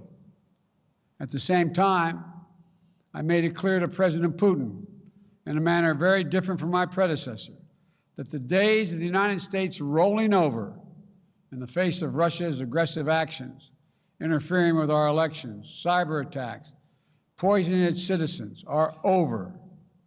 We will not hesitate to raise the cost on Russia and defend our vital interest and our people. We'll also take on directly the challenges posed by our prosperity, security, and democratic values by our most serious competitor, China. We'll confront China's economic abuses, counter its aggressive, coercive action to push back on China's attack on human rights, intellectual property, and global governance. But we are ready to work with Beijing when it's in America's interest to do so. Investing in our diplomacy isn't something we do just because it's the right thing to do for the world. We do it in order to live in peace, security, and prosperity. We do it because it's in our own naked self-interest. When we strengthen our alliances, we amplify our power, as well as our ability to disrupt threats before they can reach our shores. Basically, muscular peace at the barrel of a gun. A few weeks after that, of course, and like I said, the 20-dimensional game of Go Fish that Joe Biden was playing, basically too clever for his own good, he launches an air attack. It's in Syria, kills 22 Iraqis, but it's supposed to send a message to Iran. Now, this is utterly ridiculous. And the point of this supposedly was that it was measured, that everybody understood it. And now you have a situation where the United States, another base was attacked. And, you know, what makes it so sad, Garland, there's a part right here where the New York Times writes, little is known about the group, including whether it's backed by Iran or related organizations. Biden didn't even know. All of these people are saying it's Iran. None of them actually knew. And to make this worse, now you have a situation where the U.S. or one of our bases have been struck. The guy apparently had a heart attack. And now Joe Biden is thinking about attacking somewhere else as a result. And this kind of tit for tat against people who we don't even know who they are. This is so weird. And I mean, and to me, Garland, this just is indicative of a bewildered president, whether that's on the domestic front and the policies that he's continuously rolling back, negotiated with himself, or whether that's with the foreign policy stuff, where he doesn't seem to know exactly what he's doing and what he's getting himself into, and he seems to be slow walking us into a larger conflict. What are your thoughts? You could talk about the domestic front, or for that matter, the international front. Well, I think President Biden's statement has to be considered in the context of Secretary of State Tony Blinken's speech Thursday. I believe it was Wednesday or Thursday. But so this is what Blinken said that is important. China is the only country with the economic, diplomatic, military, and technological power to seriously challenge the stable and open international system. All the rules, values, and relationships, and listen to this part, that make the world work the way we want it to, because it ultimately serves the interest and reflects the values of the American people. That's Tony Blinken, Secretary of State. America first. Basically, America first. Look, China's the problem. We want the world to work a certain way, which is for us the way we want it to work, and they have the power to challenge it. I would ask our listeners to look up something, to search online and look up something called the Wolfowitz Doctrine. That's what this all is. The Wolfowitz Doctrine, 2001, basically was this: we're going to run the world, and any country that even begins to get the power to challenge us, not challenge us, but appears to have the power to challenge us, must be knocked back. That's what this is about. Joe's America is Back thing, it's the equivalent of MAGA, Make America Great Again, America is Back. It's saying the way forward is to look backwards. In this instance, what Joe Biden's talking about really is this: Donald Trump was not a good steward for the empire. He didn't act in the best interest of the empire. He didn't even realize this was an empire.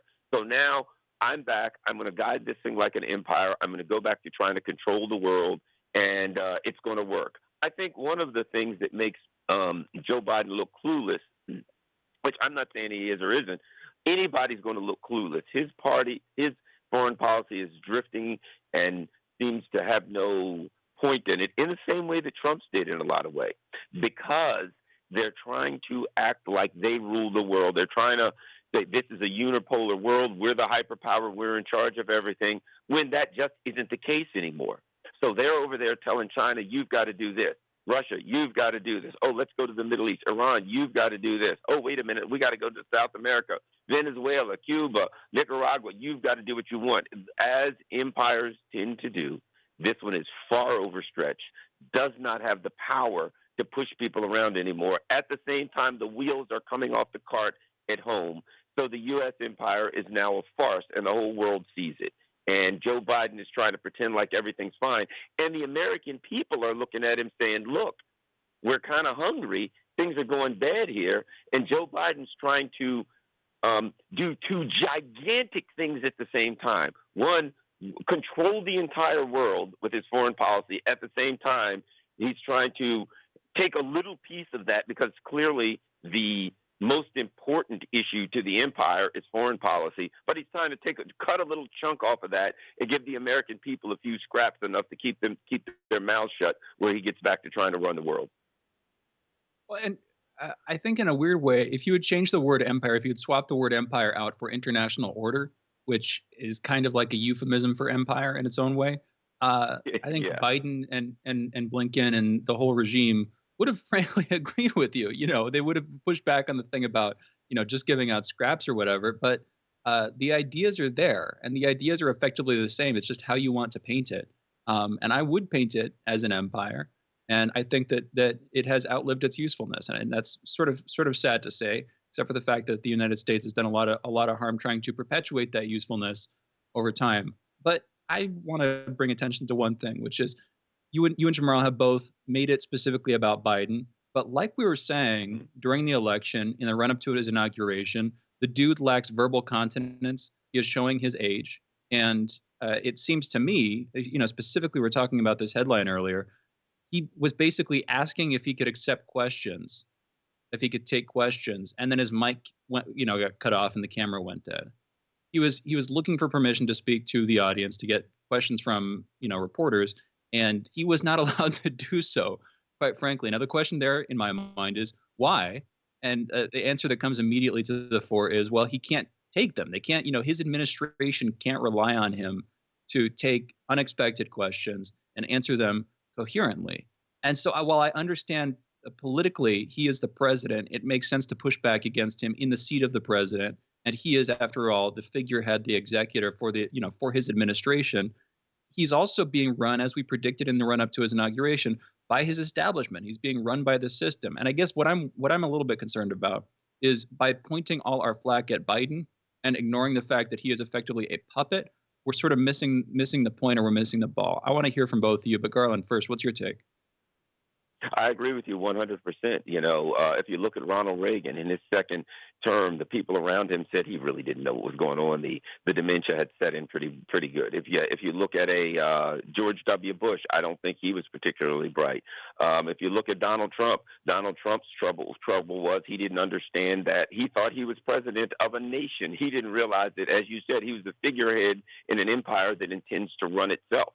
So, yeah, Joe Biden, because people ask me about Kamala Harris, they'll be like, well, do you think they're trying to get rid of Biden to get Kamala Harris in? And I'm with you. They could care less.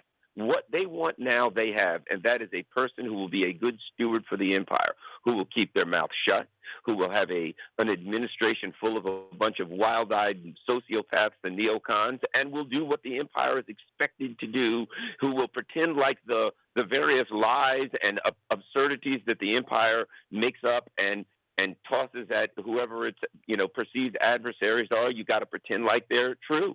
If they say tomorrow Russia has magic wands and Putin's turning our people into frogs, yeah, it's absurd. But if you're in charge of this empire, you have to pretend like it's true, and you have to say, well, we're going to sanction Russia for turning our people into frogs. You can never say, well, guys, that's a fable. It's not true. Joe Biden's the one that's going to do that. Kamala Harris will do it. Any number of people will do it. So I agree with you. They're happy with Biden. His competence is inconsequential to the people who are pushing this machine. And you know what? We've got to go to a break. You guys have been listening to the voice of Garland Nixon. He's a Sputnik political analyst and the co-host of the Critical Hour and Critical Hour Extended, airing Monday through Friday from 6 to 8 p.m. Eastern here on Radio Sputnik. Also, follow him on Twitter, Garland Nixon, over on Twitter, and check him out on YouTube and Facebook. Just do a quick search for Garland Nixon. You're listening to Fault Lines with Jamarl Thomas and myself, Shane Stranahan. We're going into a break, but we will be back with Garland on the other side of this short break. Be right back. Fault Lines. We are above all the latest developments, and we don't take any sides. Radio Sputnik, telling the untold. In a media landscape filled with so-called journalists acting as stenographers for their billionaire bosses, there is a desperate need for news, analysis, and perspectives that buck the status quo and get to the heart of how domestic and international events impact you and me, as well as showing how we can get involved in the struggle to change that status quo. Check out By Any Means Necessary on Radio Sputnik, Monday through Friday from 2 to 4 p.m. Eastern, to hear the stories and voices that mainstream media refuses to tell you. And join us as we connect the political, social, and economic movements shaping the world around us. That's By Any Means Necessary, Monday through Friday at 2 to 4 p.m. Eastern, right here on Radio Sputnik.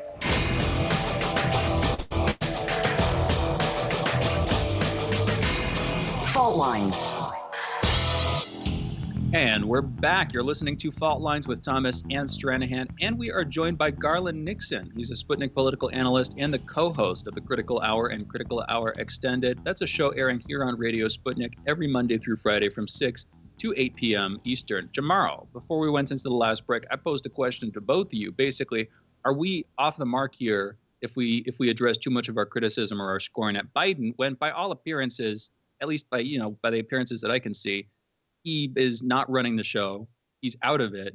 He's being, prevented by his administration from speaking to the public. And he's, 15 consecutive presidents now who've gone to a press conference earlier in his administration than he has. It's been decades since we've seen somebody lag this much when they take that seat to address the public through reporters, more or less directly. Jamarl, what do you think? What's your take? No, I disagree with both of you. I think it is firmly Biden's fault, every bit as much as it was Trump's fault. I understand that Biden may not have the cognitive capabilities to do what the previous presidents did. That's, fair enough. But it's still on him. That's still not on somebody else. That's still on him. And ultimately, Biden is the one who's out there saying, I am not going to wave my pen and get $50,000 in debt relief. That's him. He has the power to do that all on his own. Joe Biden is the one who's not pressuring Joe Manchin, or is not pressuring to get his $15 an hour bill passed. He's the one that's downing, I don't think I'm going to pass this. I don't think this is going to work, guys. I don't think this is going to work. I mean, he's the one that's doing that. Nobody's stopping him. He's the one. And so it's like, you could say his staff may disagree with it. You could say they may be pushing him, all that stuff. But at the end of the day, the buck stops with him. president of the United States, Joe Biden, that has the presidential pen that can get rid of 50 in debt, that has the ability to get rid of marijuana on the schedule 1 drugs, that has the ability to push. I mean, Joe Manchin is saying, I'm not for $15 an hour, I'm for 11. Well, that's an area to which you can push and try and budget reconciliation. If Joe Biden told Kamala Harris, look, go do it, go override the parliamentarian, she would do it. If Joe Biden was like, look, I want to get rid of the filibuster to pass America's agenda, he couldn't do it. He would have to expend political capital. He would have to go after Manchins of the world, but he could do it. And I'm making the point, Joe Biden, the one that ran for president, the one who was in his basement most of the time, is not. It's on him. I mean, you saying he could push Joe Manchin, I believe Joe Biden would have a hard time pushing a shopping cart across a parking lot, to be honest. But I think we should turn to the congressional hearings ongoing, conversation about January 6th and Chris Wray.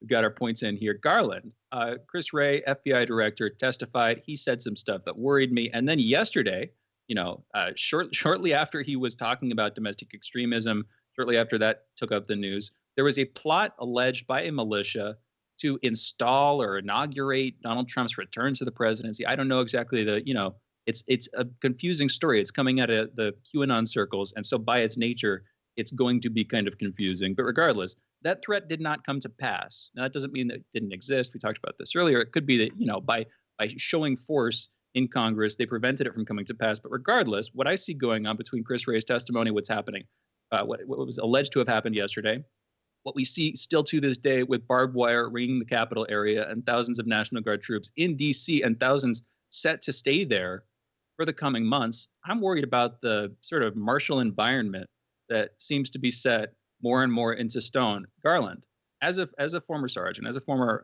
police officer, what's your opinion on this? What are you worried about that too? If so, how do you see this changing? What do you see happening here?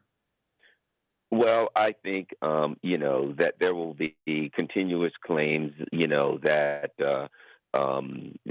there's some domestic terrorism incident about to happen, so you better be scared. It was kind of like when, the local, to me now, domestic terrorism is Saddam Hussein with weapons of mass destruction. It's Al-Qaeda, it's ISIS, it's Putin, it's this is the boogeyman now. It's just generally the boogeyman's going to be in another country.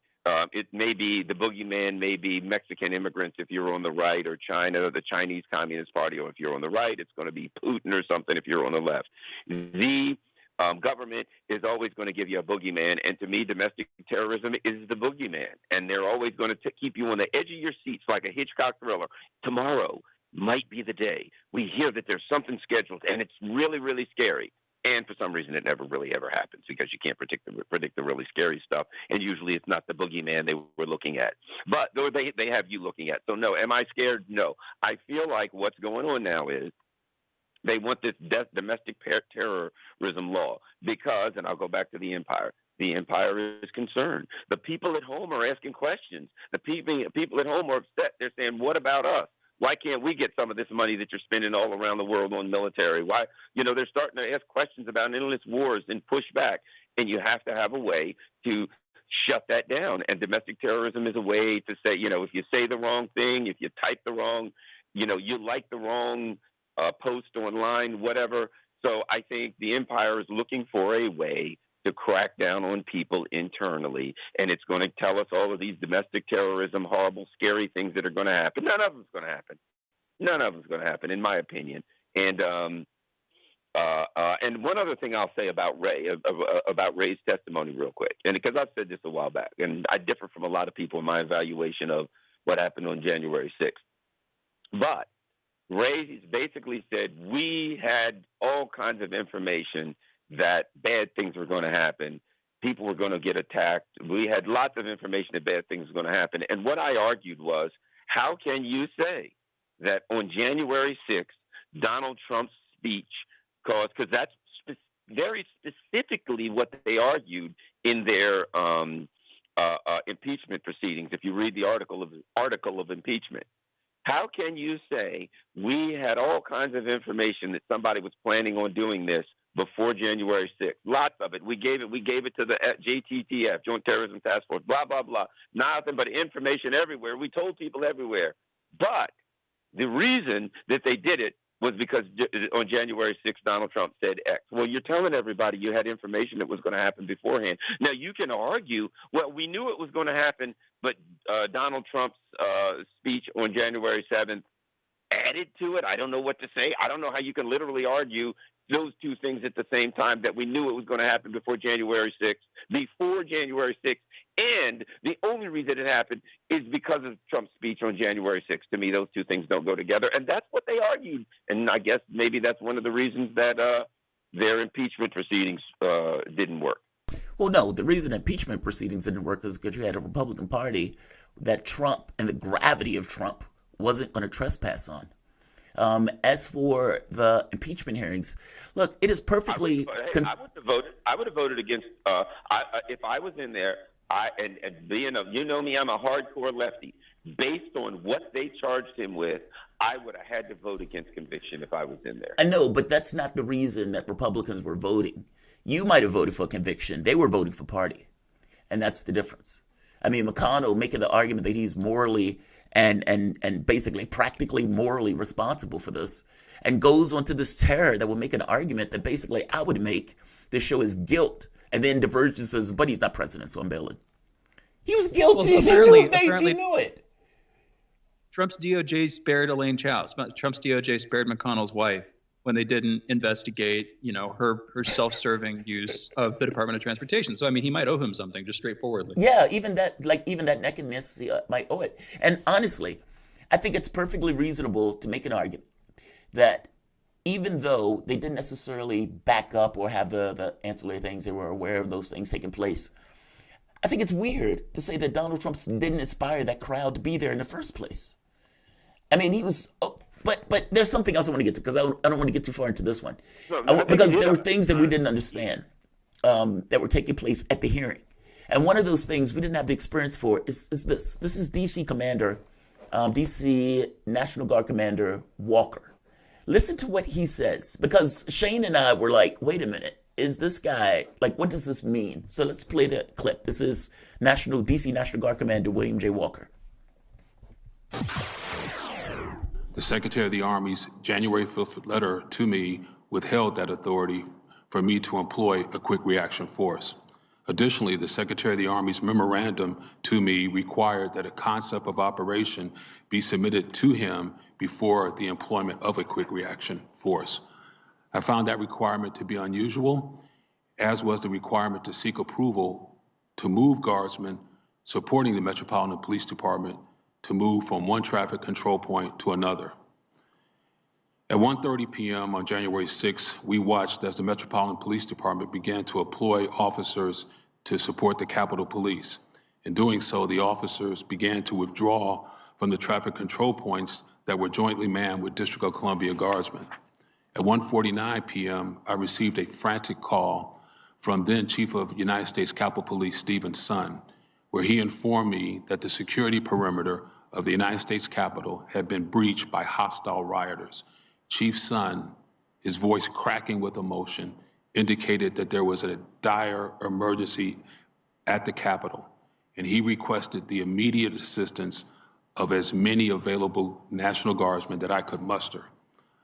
Immediately after that 149 call, I alerted the U.S. Army senior leadership of the request. The approval for Chief Son's request would eventually come from the Acting Secretary of Defense and be relayed to me by Army senior leaders at 5:08 p.m., about 3 hours and 19 minutes later. That is bizarre to me. I mean, he said a few things. He said he had to seek approval before they could arm themselves, meaning the cops. He had to seek approval before he can even put him out there. Now, the cop thing is weird because he made the point that I never had to seek approval when I was going after protesters over the Floyd protests that was taking place. Never had to seek approval, had to seek approval for this. And then it took over 3 hours after the Capitol was being under siege for them to respond. This sounds very bizarre to me. Can you explain this? You've worked in the capacity of this, of similar capacities of this. Is this normal protocol? Could you give us some framing for this? That's all. Well, here's my thoughts too. So after you have an incident, because this is one of the things that I did, in fact, taught people how to do, and that was after action reports, right? After an incident happens, you bring together the people in charge and you review everything and you do an after action report. And I used to do after action reports for things like that. It is not unusual at all in an after action report to find all kinds of things that were all screwed up. We've had a protest or something, and after action report, I come together and I'll talk to maybe the firemen that were there and other departments that were there, blah, blah, blah. And then I'll write up an after action report. And normally you're going to find some really goofy stuff like, well, gee, so these people nobody can talk to each other on the same frequency. You find these kind of things and then you try to fix them later on. So in an after action report for any law enforcement or any type of incident like this, it is normal to find a lot of things screwed up and a lot of things that don't make sense. So there's nothing here that I look at and say, well, gee, I would have expected this to have been a crisp, clean operation. No, I would have expected a lot of screwed up things. So this is not abnormal for a law enforcement incident, for the after action report to show a lot of things that seem pretty goofy. Even with the Capitol under siege, that was the part that got me. It's like, this is not a 7-Eleven being attacked by, hungry crackheads looking for donuts. Like, this is the Capitol of the United States with Congress members in trying to approve the president of the United States, and it takes 3 hours. And then you find out that the Army basically lied about the fact that Flynn's brother was part of the mix in deciding that they didn't necessarily want to put guards out there because they didn't want to send a wrong impression to the crowd. I mean, a lot of this stuff looks very strange, Garland. I mean, even Flynn calling for basically martial law with his brother being the one defending the Capitol. Like, but you're saying that this is that the weirdness is normal, basically. Yeah. And not only that, you got two things mixed here, which really makes it bad and really screws things up. You have a law enforcement situation and politics mixed in. So if I'm running an operation and I say, what should we do next? I'm going to send people over here to do this, and they say, wait a minute, we're waiting, we're calling over to the head of the Senate to see what he, blah, blah, blah. And now you have law enforcement people making decisions, but you have them calling politicians, you have politicians trying to call the shot, and you have the mix of law enforcement and politics, and you have a mess, and it makes it, for me, based on my experience, it makes sense to me that it would have been all screwed up. It does make sense to me. I mean, not to mention the Capitol, we're unaware of it being raided before when this stuff had ever been put to the test. That part's true too, I think. Yeah. So I'm not shocked at any of the problems because I've just seen so many of them. When there's not an incident, particularly when you have multiple agencies involved and multiple entities involved and powerful politicians involved. It's just going to be a mess. So I'm not shocked by any of that. I don't see that as indicative that there was some ulterior, sinister motive somewhere. Okay. Not that there couldn't have been, but I don't think the fact that things look kind of screwed up imply anything other than that's kind of what. If you'd asked me before, hey, something big like this is going to happen, what do you think the after action report would look like? I'd have said, I can tell you what it's going to look like. People are going to be scratching their heads saying, why the hell people do this, or this? Why didn't they do this, or this? And that's what you usually find in after action reports. And in fact, a lot of people writing after action reports and doing these things are doing it in a way so they can save their hide. There are a lot of people saying, oh my gosh, I don't want people to find out I made this decision. So when they're writing an after action report, they're like, kind of writing themselves out of, being in trouble. So there's a lot more to this than meets the eye. That's see. What I'm saying. All of this stuff was taking place, but I was blameless in this. But no, I understand what you mean. It looks weird after the fact. Garland, are you open for staying with us for about 10 more minutes? You don't have to. Sure. It's not. Yeah, you're not forced. And maybe we shouldn't put you on the spot like that, or we shouldn't put people on the spot like that. But we'd love to have you for another 10. So let's do this. Let's take a break. You guys are listening to Fault Lines with Thomas and Stranahan. We're going to be back with the one and only Garland Nixon, Sputnik political analyst and co-host of the Critical Hour Extended, airing Monday through Friday from 6 to 8 p.m. Eastern, right here on Radio Sputnik. And you can follow Garland's work as host of the Critical Hour Monday through Friday from 6 to 8 p.m. Eastern on Twitter @Garland and Garland Nixon on Facebook and YouTube. You guys are listening to Fault Lines with Thomas and Stranahan. We will be back in a moment.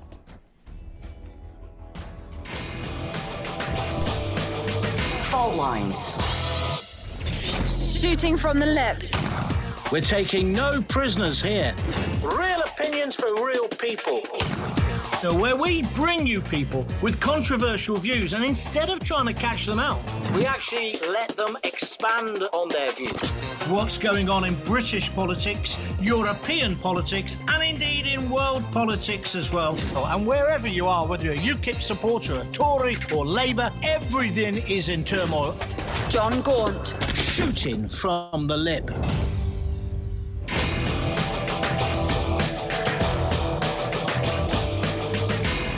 Fault lines. And we're back. You're listening to Fault Lines with Thomas and Stranahan, and we are taking your calls. The phone number is 202-521-1320. Again, that's 202-521-1320. We continue to be joined by our last guest for the last two segments. He's Garland Nixon, Sputnik political analyst, a co-host of the Critical Hour and Critical Hour Extended. That show airs Monday through Friday from 6 to 8 p.m. Eastern right here on Radio Sputnik. And again, we're open, taking calls, 202-521-1320. Garland, have you been following the deal with Dr. Seuss and more recently Mr. Potato Head and like the banning, deplatforming of the childlike figures? You know, just days of yore. Are you know what I'm talking about here?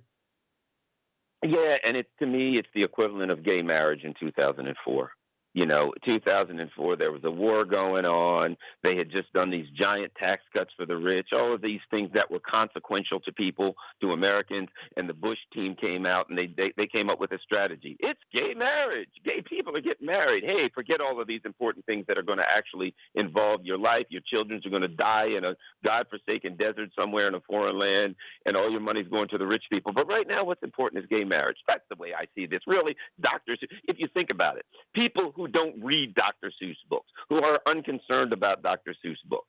I'll put it to you right now, go online and find some old Tom and Jerry cartoons, and you'll see the very dark black people on there looking, the stereotypical kind of racist look. You can find that everywhere. So people will find that offensive? Yeah. Is that something that's worthy of discussion? Sure, it's worthy of discussion. But it has taken over the conversation right now at a time when Joe Biden's in doing all kinds of unsavory things, threatening us with nuclear war. The economy's falling apart. The entire country, our leadership has totally botched the COVID response, and they're just screwing up any hope of economic recovery. And we're talking about a Dr. Seuss book. Garland Nixon is not running around saying, man, what are we going to do about this Dr. Seuss book? I'm like, well, there's the issue of people not having health care coverage and standing in food lines, starving, and about to get thrown out of their house. Perhaps maybe that's something that we could discuss. So that's all it is to me. It's a distraction, and it's the system saying, let's talk about something else. Ooh, I know. Man, this will really get people upset. Let's go to the culture wars. Well, it freaked me out was I was reading The Cat in the Hat the other day, as I do every day, and it just disappeared right out of my hands because they banned the sale of it, and in some sort of cosmic time warp. No, I'm just kidding. I hear you. No, this is yes, it is a distraction, and in that sense, I think a lot of people welcome it because at least instead of arguing over like COVID and lockdowns and the insurrection on January 6th or whatever, you're arguing about something trivial, which while it's trivial by definition, it's slightly less serious. But no, I hear you on that one. And it does distract from deeper issues. And we should be, Glenn Beck talking about how Dr. Seuss, how preventing the sales of, with his company deciding to do it. I disagree with it. But Glenn Beck calling this fascism, you should be calling, there are about a half dozen other things at the very least that come immediately to mind that merit the use of that term quite a bit more than this. And I, in some sense, I don't agree with him on the fascism thing, but I don't think these books should be prevented from sale, but whatever. I hear what you're saying. We got calls and we're taking more. 202-521-1320. We've got Brave calling in from Atlanta. Brave, you are on the line. What is on your mind? Hey, good morning, guys. Hey, Garland, I wanted to ask you, what was your take on, I watched I watched that near 90% of the Christopher Wray testimonials, but I wasn't able to watch the others. As far as his testimony goes, when he was talking about the report that came out ahead of time, obviously citing that there was going to be some there was some danger of riots and all the horrible bad things that we're talking about, right? And he was referring to it and kind of downplaying it, saying that it was highly questionable and unconfirmed. And he had this whole tagline that he kept tagging under every time he referred to it. And my personal feel was that they were downplaying it because the timeline had already been out for some time now in the news as far as how things transpired, and even the 3-hour time gap of reaction and the turning down of support. All these things have already been out online in media, right? So I personally feel that the way that they're approaching that is more so of a CYA type thing. But when it comes to that report specifically, I feel like there's a very intentional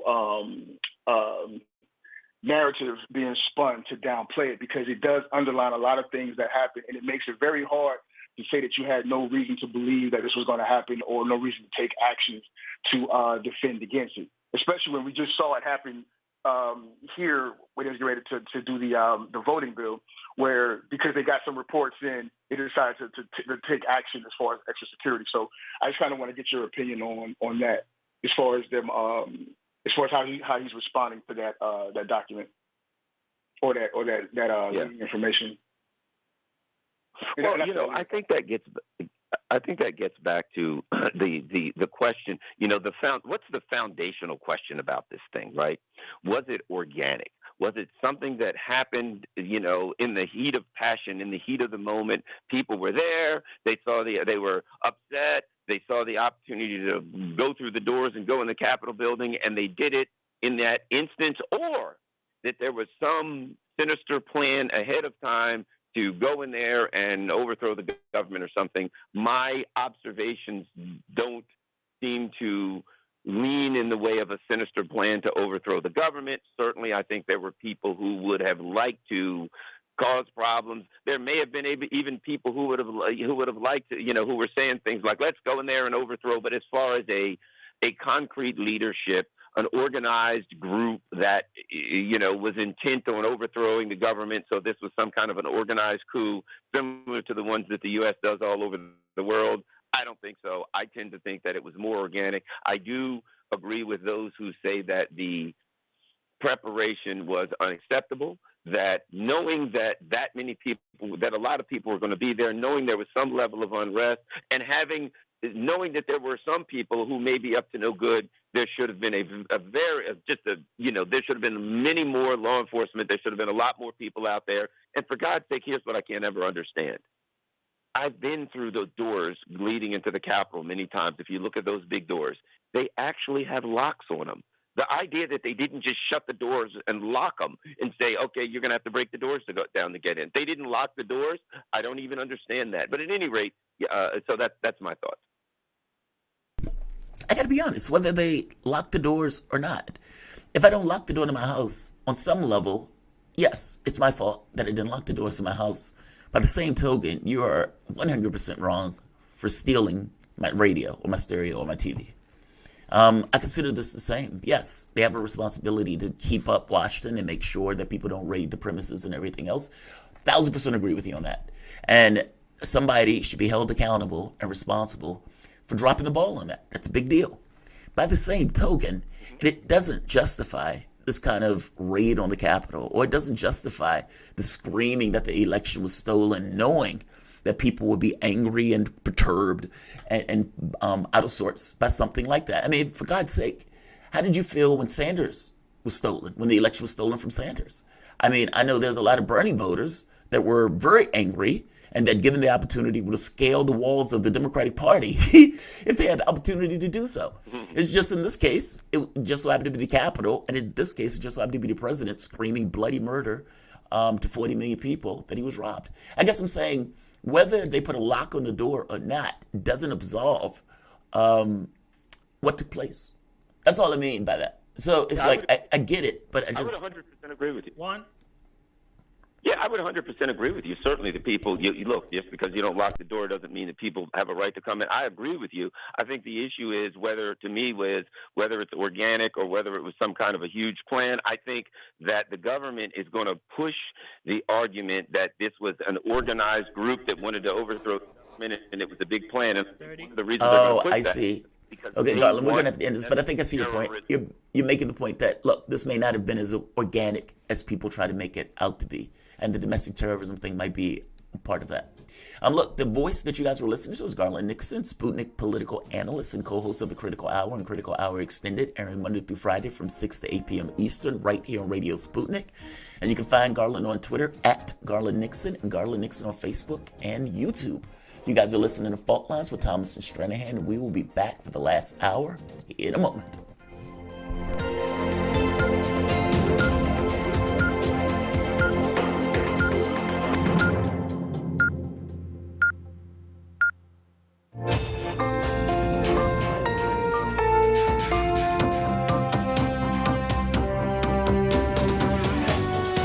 You're listening to Radio Sputnik.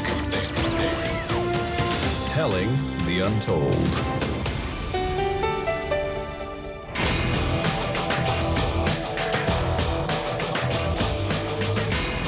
Fault lines.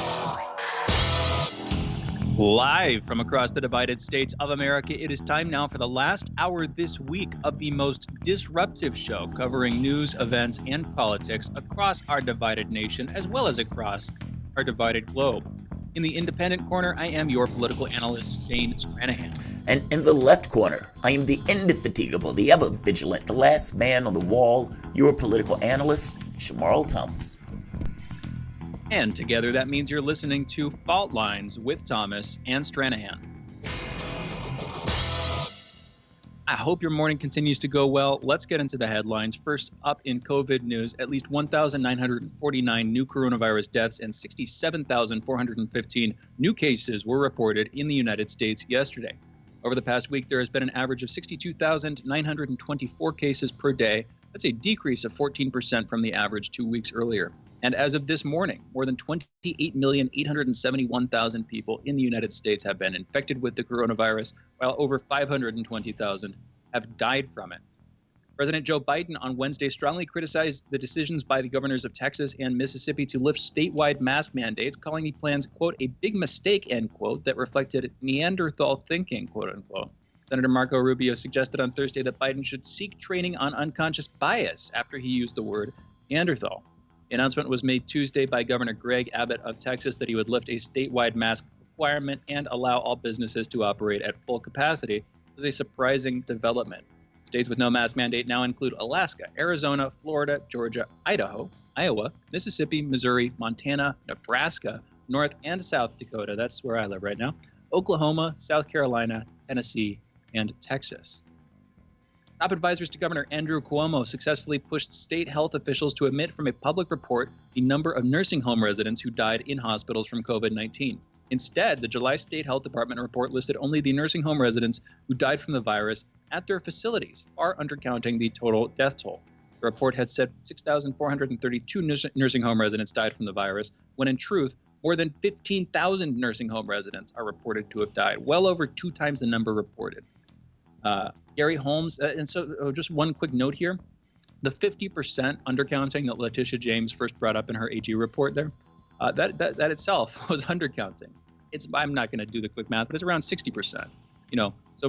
Well over double what was reported actually died. Anyway, back to the story here. Gary Holmes, a spokesperson for the health department, said in a statement that, quote, while early versions of the report included out-of-facility deaths, the COVID task force was not satisfied that the data had been verified against hospital data, and so the final report used only data for in-facility deaths, which was disclosed in the report, end quote.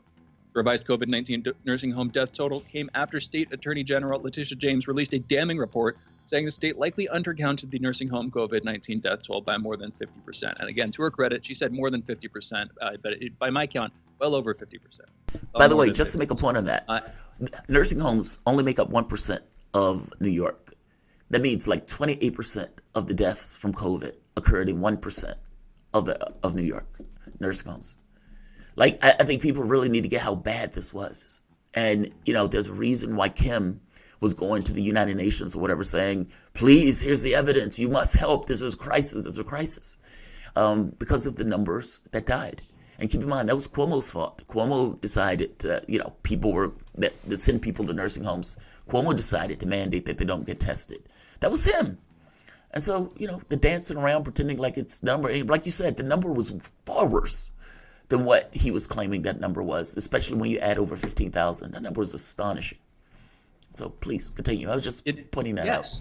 No, 100%. And, elderly people are far more likely to die from COVID than the rest of the population. But that doesn't excuse the fact that Cuomo led, his decisions, his administration's decisions led to a lot more deaths than, could have been averted.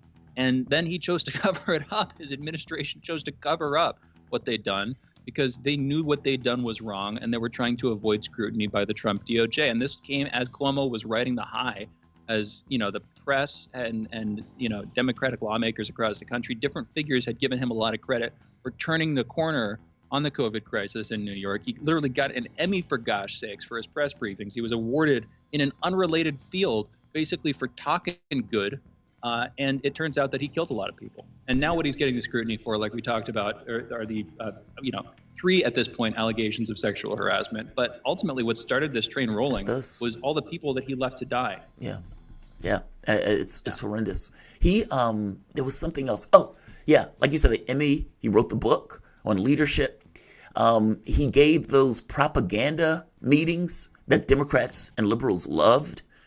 I mean, I call them propaganda meetings because at the end of the day, if he wasn't telling you about the deaths that he was hiding, then he was just lying to you the whole time in those meetings.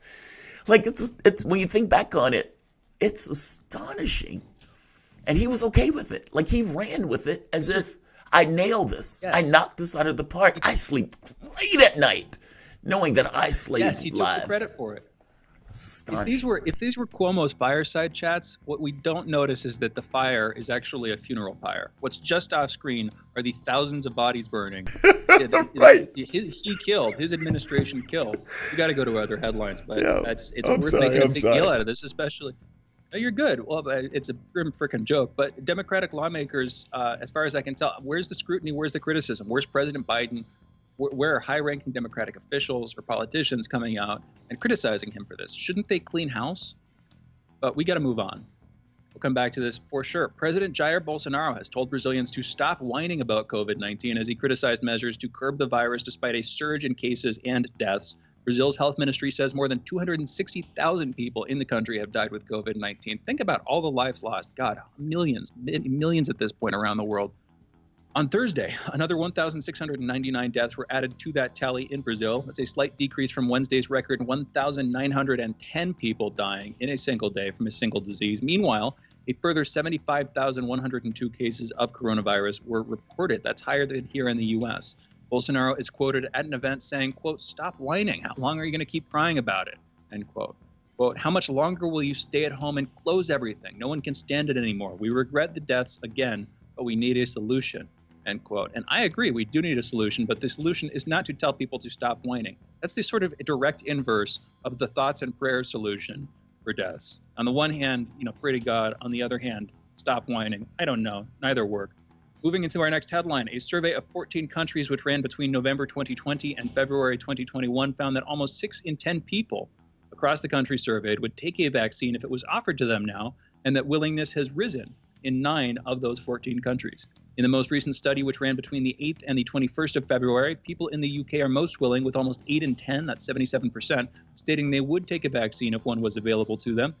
This is up from 55% in November, shortly before the first COVID-19 vaccine was approved. France, Singapore, and Japan have consistently remained among the least willing, with approval rates of 40, 48%, and 48%, again, respectively, for France, Singapore, and Japan, although these numbers are from November, when they were 25%, 36%, and 39%, respectively. So numbers coming up over the course of the vaccine rollout. Details on the charges against him and his alleged role in the deadly riot were not immediately available. He is the first known member of the Trump administration to face criminal charges in connection with the storming of the Capitol building. With President Biden's nearly $2 trillion stimulus bill moving toward passage, Senator Ron Johnson brought proceedings to a halt on Thursday by demanding that Senate clerks recite the 628-page plan word by word delaying action on the bill. The bill has already passed a procedural vote with Vice President Harris breaking the tie in that vote. Concern over President Biden's lack of press accessibility mounted Wednesday evening after he told reporters he was happy to take questions, quote unquote, before having his microphone and camera feed cut off. The incident occurred at the end of the 46th president's appearance at a House Democratic Caucus event. Biden has gone longer than his 15 most recent predecessors without holding a solo press conference. White House Press Secretary Jen Psaki said, quote, "We look forward to holding a full formal press conference, but in the meantime, the president takes questions from the reporters covering the White House regularly, including this morning," end quote. But they should have the full formal press conference, and Joe Biden should be ungagged. I mean, I don't know what else to call this, Jamarl. Not that anybody wants to think of Biden, well, maybe some people do, but I would criticize that. But still, he wanted to speak, and they cut him off. How the hell does that happen? What's your take? You know, it's funny when you said some people might, but you don't think. Initially, when you said some people might, I was thinking in a dirty way. You were thinking more in a kidnapped way. I don't know who's more cynical in that way. I think you reached the cynicism on that one. I think I guess I'm a pervert. But I wanted to move on quickly. Right. Right. Light it with fire. Light those thoughts on fire. Anyway. Right. The firelight chats. Yeah. I mean, look, Biden is a weird cat, and honestly, he should be out there giving those speeches. And the only reason they wouldn't put him out there is if he couldn't do it, or if they didn't believe he could do it. So it is very possible that they're trying to conserve his energy and put him out in moments where they think, all right, this is going to be an expenditure of energy, and he's going to have to rest for the next 20 days after he does this. So when we put him out there, we need to put him out there when we need to put him out there. You know what I mean? It's like, when can we shoot him up with meds or something like that to keep him out there for a good 20 minutes that's active and alert? I mean, yeah, he need to be out there talking. I mean, we're in the middle of a crisis. I mean, think about what we're saying for the moment.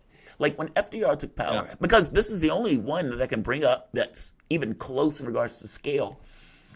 He wasn't hiding in the presidency. He understood it was a crisis.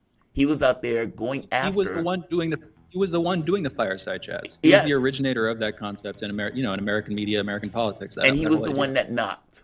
He was the one that knocked.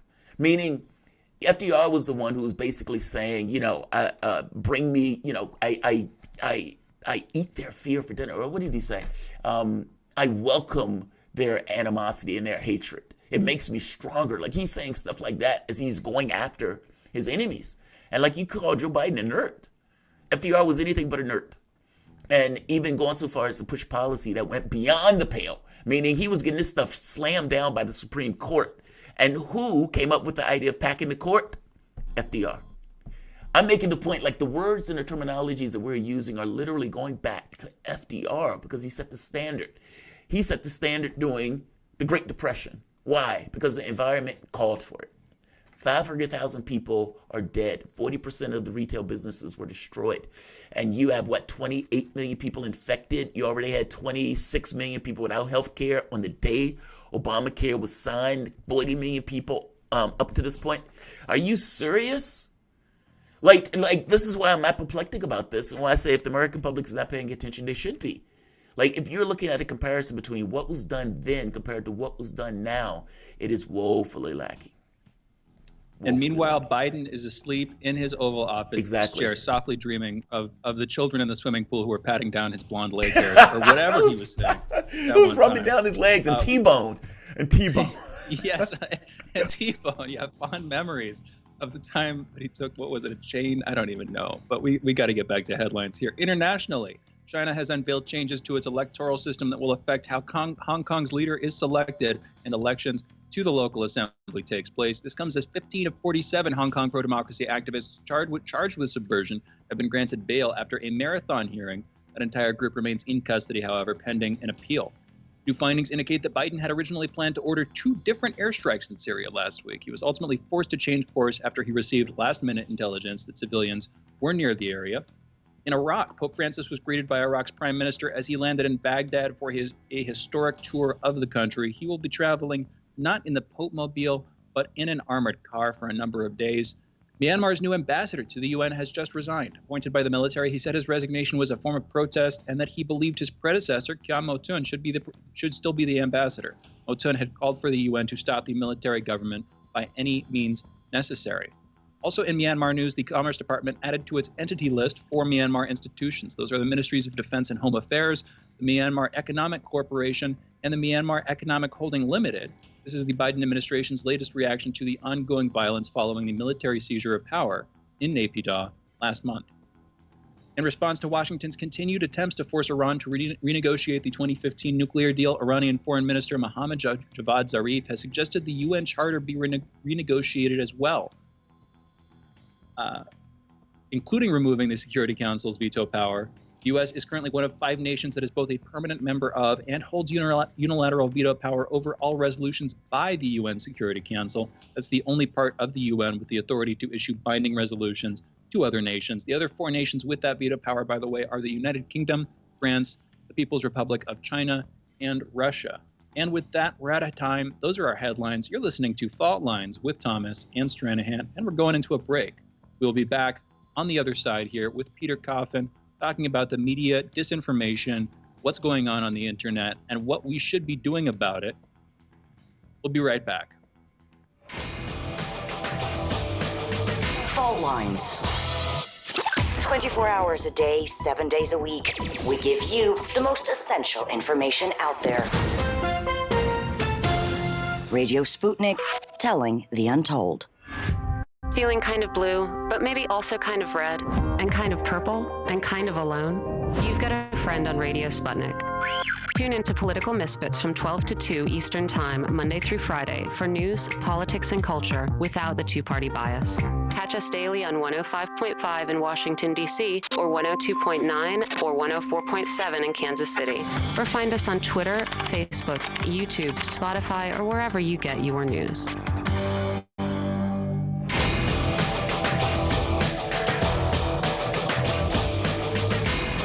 Fault Lines.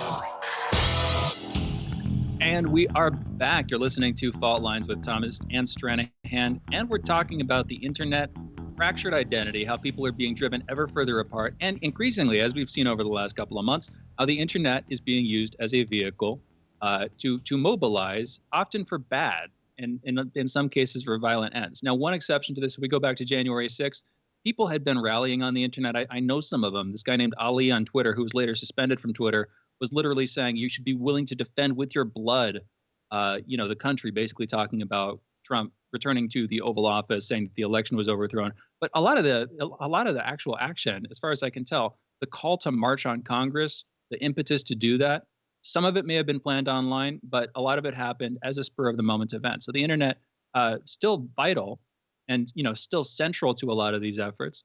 And at the same time as it's being used violently, it is also, as far as I can tell, the last bastion for free speech, open journalism, and a little bit more optimistically, the future of a sort of open society in our world, with media journalistic institutions across the board internationally being co-opted by the establishment increasingly. So it is the threat, it is also the hope. Therefore, how we respond to these threats on the internet, can serve to either diminish or increase that hope. Now, I'm worried about how the idea of a Patriot Act 2.0, the government coming in an even more heavy-handed manner to shut this stuff down. But we do need to figure out some way forward, some road back to sanity, or some road to some future unprecedented sanity. And for that conversation, we are joined by Peter Coffin. He is a video essayist with over 250,000 YouTube subscribers. He's also a podcaster and an author. Specifically, in their book, Custom Reality and You, they explore how reality works in a world where profit is the driving force. With relatable humor and a commitment to everyday people, they keep their left perspective fresh, fun, and most importantly, sharp. And by the way, you can follow Peter on YouTube, Patreon, and Twitter at Peter Coffin. You can also purchase his book on Amazon. Peter, thank you for joining us this morning. How are you doing? I'm great. How about yourself? Thanks for having me, by the way. Thank you for being with us, and I'm good and better. I think we're both better for having you on the show here. I laid out a bunch of stuff there. Yeah. It's been a little while since I spoke. Since we had you on to speak about this. What do you think? I laid out a bunch of stuff there. What do you think about that? Just briefly, the conversation about the internet, how it is being used and abused by various powers to drive people further away from each other and to unite them in pursuit of often nefarious causes, motivations, and goals. what do you think about the process? Do you think I was right in my assessment? And what do you think our response should be, Peter? I think you're pretty correct in your assessment. I think one thing that they've managed to get us to overlook is how much both supposedly left and right-wing NGOs are involved in this. I guess riot, I would call it quasi-riot maybe, because a lot of what happened was pretty contained, and a lot of it was kind of co-signed by the police. So it's kind of, I think it's difficult to call it what it's been called in its most violent characterizations. But the thing that happened was, like you said, sort of a spontaneous action that happened after this rally, where a large number of people, primarily working class people who actually had like financial problems, things like that, were bussed in from around by these NGOs. One of them called, one of the primary organizers of this pre-riot event was Women for Trump, I believe it was. I can't remember whether it was Women for America First, sorry. And then the other one was obviously Stop the Steal.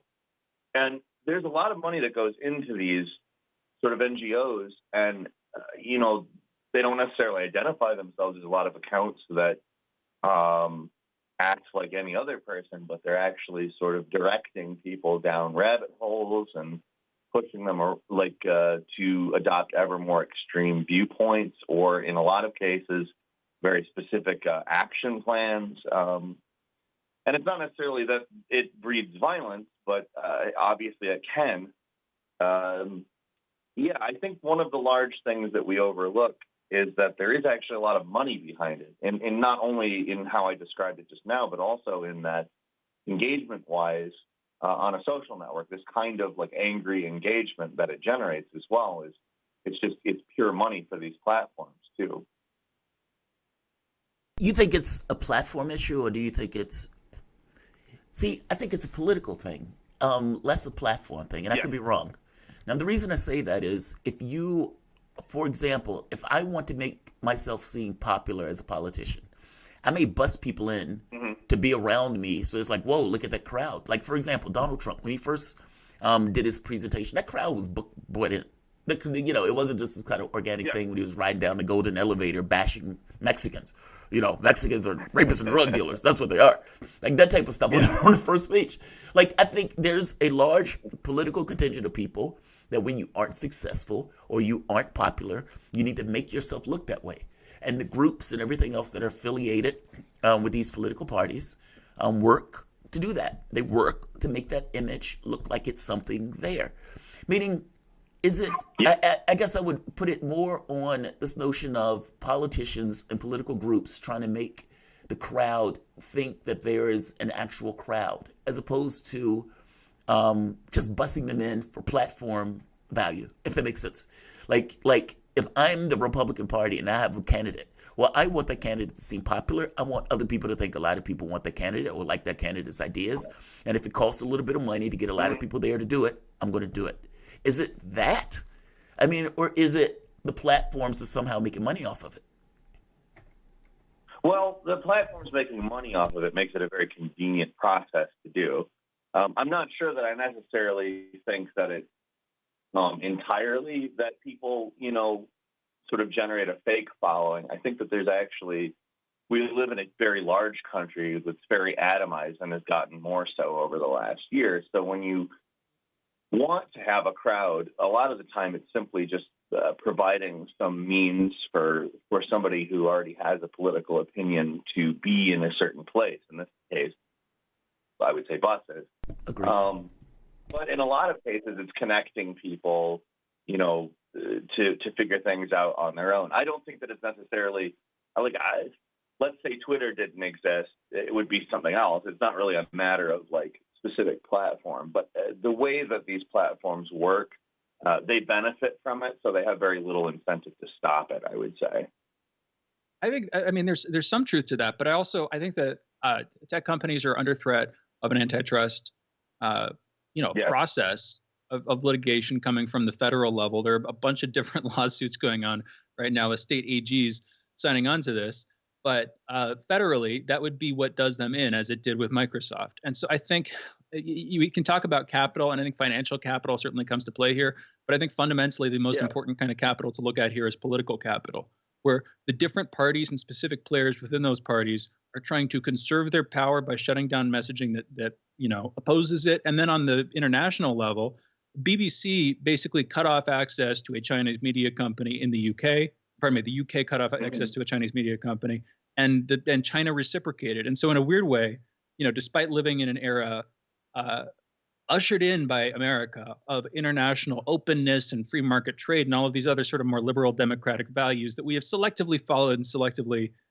disobeyed as it suits our interests, whatever the case may be, in a weird way, we are now turning our backs on that sharply when it comes to arguably the most important kind of freedom of all, which is, the freedom of interchange of information. It's happening not just in our country, at the behest of our leaders, but between countries, creating a kind of weird media nationalism, digital nationalism.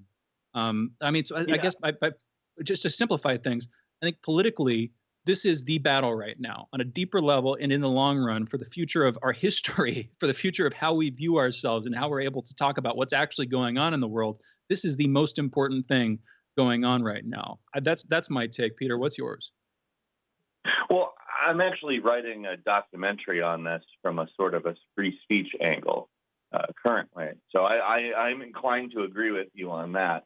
The way that I've been attempting to cover it is sort of how both state power and capital attempt to regulate more or less what reality is and sort of mediate between us how these things work. And I think that this generally helps create sort of almost a fever dream that's going on at like the national level on a pretty constant basis.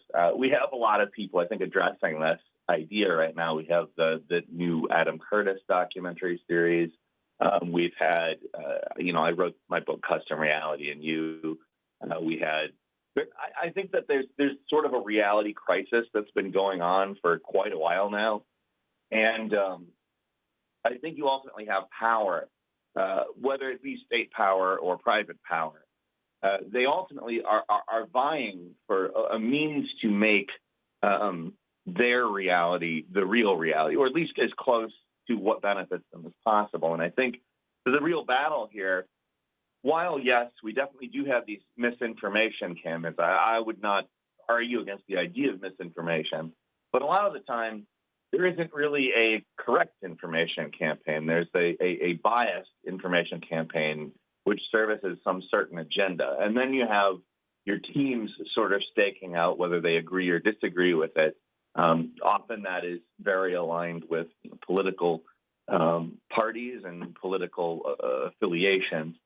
But it's power. And the big thing is at its primary discussion, we are talking about large powers attempting to regulate what you can and cannot say. And that's kind of been a fundamental battle since before the United States existed, like the ability to say what you believe, the ability to get information that will help you inform your beliefs. I mean, ultimately, I think, yes, we are in that battle. Well, it's a shaping of reality, so you don't necessarily have to fight a war. Meaning you have a society, and you have a society that has all sorts of beliefs, all sorts of opinions, and there are 300 million of them. And how do you keep those 300 million people in line? And you basically have to tell them a lie that you perpetuate, whether it's laws, whether it's books, whether it's whatever. None of that stuff is real in real terms. And yet you got to get all of these people on board. And so it's like a noble lie that's perpetually repeated. And what I mean by that is this kind of American perspective that both sides of media basically talk about. But basically they're putting the guardrails in regards to the point of view that you can have in the country. Is very strange. Anything outside of it, whether it's true or false, isn't considered reality. It's very strange. I mean, am I hitting this correct? I mean, I think what we're seeing is basically an American perspective. I think you've entirely nailed it. I think that's exactly what's going on. This is an overused term, but I feel like it's used in a means that people would instantly understand what I mean in saying it. I believe that there's almost like a sort of power gaslighting the everyday person. We're sort of intended to constantly question whether or not the thing that we are observing is a real thing. But we're not supposed to look for the answers either internally or in information. We're supposed to look to the answers from our influencers, from our cable networks, from our websites, from websites that have good layouts. There's a lot of absurdities in terms of like the boundaries that have been set, but I think you're entirely right there.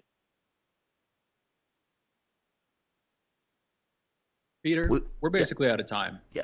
So I was thinking if I have time to get in another question or another comment here, but I just want to thank you again for joining us. Interesting conversation as always, and hopefully we can have you back on soon. And good luck, by the way. We look forward to hearing. You said you were writing a documentary there. Good luck with that. Look forward to hearing about that soon. Thank you very much. And for those listening, that was the voice of Peter Coffin, video essayist with over 250,000 YouTube subscribers. They're also a podcaster and an author. In their book, Custom Reality and You, they explore how reality works in a world where profit is the driving force. With relatable humor and a commitment to everyday people, they keep their life perspective fresh, fun, and most importantly, sharp. And you can follow Peter on YouTube, Patreon, and Twitter at Peter Coffin. Also purchase their book on Amazon.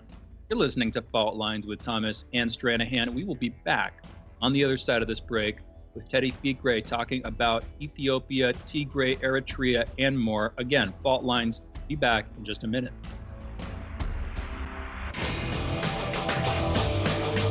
Fault lines. Tough questions are the most powerful weapon we have. As long as you have questions, we'll keep asking.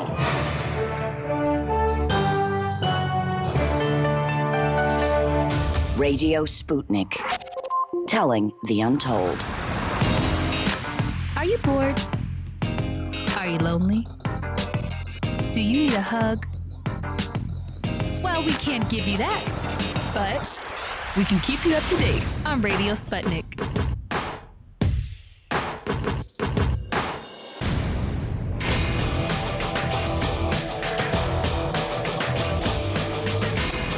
Fault lines. Welcome back to Fault Lines on Radio Sputnik. My name is Jamarl Thomas. I'm joined by my co-host Shane Stranahan, coming to you live out of our station in Washington, D.C. Another story that we've been covering on this channel has been in Tigray region of Ethiopia. Conflict has raged in northern Ethiopia since November 2020, as the federal government dispatched troops to pacify the ruling faction of the Tigray region. Nobel Prize winner Prime Minister Abiy Ahmed ordered the offensive on November 4th after accusing the Tigray People's Liberation Front of attacking a government military base and trying to steal small and heavy weaponry. Artillery was included in this attempted theft. Amid international criticism and calls to withdraw from the region, including Biden's Secretary of State, Anthony Blinken, Ethiopia's foreign minister issued a terse and politically necessary response on Sunday. Quote, "It should be clear that such matters are the sole responsibility of Ethiopian government. The Ethiopian government, like any other government of a sovereign nation, has in place organizing principles in its federal and regional structures, which are solely accountable only to the Ethiopian people. No foreign country should try to dictate a sovereign nation's internal affairs." Look, any country will basically say the exact same thing, any sovereign nation anyway. And what the United Nations has designated as a humanitarian situation that continues to deteriorate, there have been a scattering of reports of atrocities by Ethiopian military, and even more disturbing are the new reports of massacres by allied militia fighters from Eritrea that seems to be leading a systemic campaign of ethnic cleansing in Tigray. We're going to have a conversation about this to get an idea of what is taking place in the region, and the person who's going to explain it is Theodros Fikre, co-founder and former editor of TheGuionJournal.com. Theodros, how's it going, man? You doing all right? I'm doing well. How's everything going, Jamarl? So, things are going okay. Did I explain that okay, or is there anything else you want to add to the story before we go in? I was just trying to give an overview of what was taking place. Yeah, it's just, you did, but it's just very hard to capture the full scope of what's going on in Ethiopia right now. You have, with all wars, disinformation is rampant. Both sides are engaging in a lot of propaganda. So trying to find out, decipher the truth on social media, you might as well just forget about that because everyone's coming at it from their own defensive posture, and they're not necessarily looking at the total picture. And unfortunately, one of the things that Abiy did intentionally, by the way, was to block, a journalist from going up to Tigray to kind of do their own independent verification about what's going on. So we're really just left grasping at rumors. There's not really anyone that could kind of tell us with at least a semblance of unbiasedness about what's really going on. Well, let me ask you this. So this is Depros Muchina, Amnesty International's director for East and Southern Africa. And he says Eritrean troops went on a rampage and systemically killed hundreds of civilians in cold blood, which appears to constitute crimes against humanity. And they're making a point that Ethiopian and Eritrean troops are doing this, meaning they were like the troops for Eritrea and apparently militias are basically committing this kind of ethnic cleansing. Now, is that accurate or is that inaccurate? Do you consider that basically propaganda against the government of Ethiopia? I think where there's smoke, there's fire. And so there's been way too much smoke about Eritrea being involved in the conflict in Ethiopia. So I would think that there's probably some merit to that. And, in fact, one of the first things that Abiy Ahmed did, I guess he kind of knew this day was coming, was to reach out to the president of Eritrea by the name of Isaias Afwerki, and to create peace between the two nations. And at that time, in fact, that's the reason that he ultimately ended up getting awarded the Nobel Peace Prize, was because of that effort to make peace between Ethiopia and Eritrea. But that's where I was going with that. That's what I was going with that. Because he had, the idea that he made peace with him. Supposedly they had been at war for years. Right. And he comes in, he makes peace, he gets the Nobel Peace Prize with the international community to say, hey, good job. And he ends up in a conflict. Now, but you're thinking that he knew this conflict was coming, which is the reason why he made peace. Was the Tigray region and the government that fractured? Meaning when he took power, that it was easily foreseeable that Tigray region was not going to be okay with this, and that there was going to be a conflict with the federal government, and he was going to need the help of Eritrea to calm it down. Would he really look at an enemy from the standpoint of Eritrea as being an assistance before he gets into office? Yeah, because does that make sense? The history of Ethiopia, specifically the TPLF and Eritrea, going back to the 1990s, where the war started over a barren land by the name of Badame. And once former allies, TPLF and Eritrean, I think it's EPL, Eritrean People's Liberation Front, they were once, they're very close allies. In fact, Isaias Afwerki and the former dictator of Ethiopia by the name of Meles Zenawi were cousins. But what happened is once they both gained power, they kind of fell out of favor with each other. And shortly thereafter, they started a war against each other. And so there's a lot of bad blood between Tigrayans and Eritreans, even though they're pretty much the same people.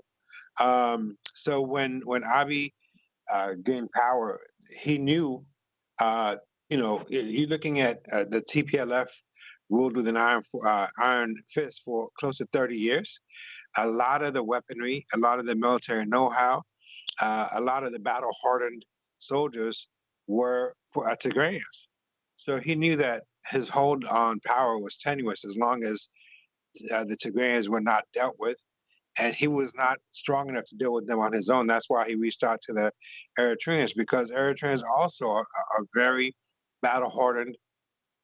They know the art of guerrilla warfare. So, there's that whole saying about, the enemy of my enemy is my friend, and that's what he did. So like I said, I'm pretty sure he knew this day was coming, because dictators don't just walk away from power. When there's not like there's an election, and then there's a peaceful transition.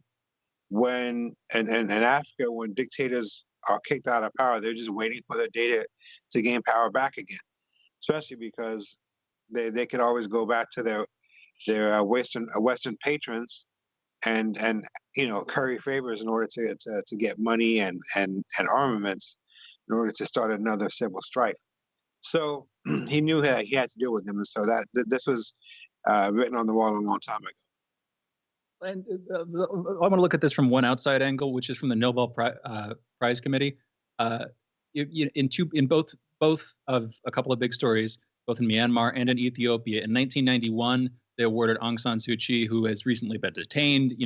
Was on February 1st detained, is still being detained by the military coup government in Myanmar. She, in 1991, was awarded a Nobel Peace Prize, basically for turning the corner from the international community's perspective in Myanmar. And then not too long ago, she came under a lot of flack for her handling of the Rohingya crisis, leading to mass exodus basically from the countries, hundreds of thousands of refugees. And then just a couple of years ago in 2019, Abiy Ahmed, leader of Ethiopia, also granted the Nobel Peace Prize for his handling, as far as I can tell, of the Tigrayan issue with what had been a Tigrayan government engaged in a lot of atrocities. Now he is sort of reaping what he would inevitably be sowing by pushing back against a well-armed military contingent in the country that has its own power base. It's kind of inevitable that something like this would happen. But again, his government, along with the Eritreans, are coming under a lot of flack from international observers, whether those are independent think tanks or independent groups, NGOs like Amnesty International or Human Rights Watch, or whether it's the UN. Why do you think that happened? I mean, I brought up Myanmar just to sort of give another example of how the Nobel Peace Prize is used and is then turned back on in the case of its recipients, turning back to Ethiopia with this and to Abiy Ahmed. What's changed? I mean, very clearly, I can answer my own question simply. He is engaged in what many are calling atrocities now, but wouldn't we see this as inevitable? What do you think the perspective of the international community is on this? Yeah, that's a good point. I think it kind of, maybe you could trace it back to Alfred Nobel himself, who before he used his last days to kind of pivot away from warfare to embrace peace as a way to kind of remake his image. And in that same way, a lot of these people that get awarded the Nobel Peace Prize are rooted in violence. We look no further than the first Black president in America, where he was awarded the Nobel Peace Prize before he did anything, and then he went on to drop more bombs in Syria and Iraq and Libya than Bush did. Well, to make a point, wait, just to interrupt you real quick. If I'm not mistaken, when he gave his speech for the Nobel Peace Prize, it was about war. It was about legitimate war. If I'm not mistaken, I need to fact check that. But if I remember that correctly, it was like on a legitimate war or something. Please continue. Yeah, I mean, I don't know what sets apart a legitimate war from an illegitimate war. But I guess when you have when you get awarded millions of dollars and you're conferred a cachet by way of a Nobel Peace Prize, you can say things and get away with it. But that said, I don't want to give a pass to Amnesty International.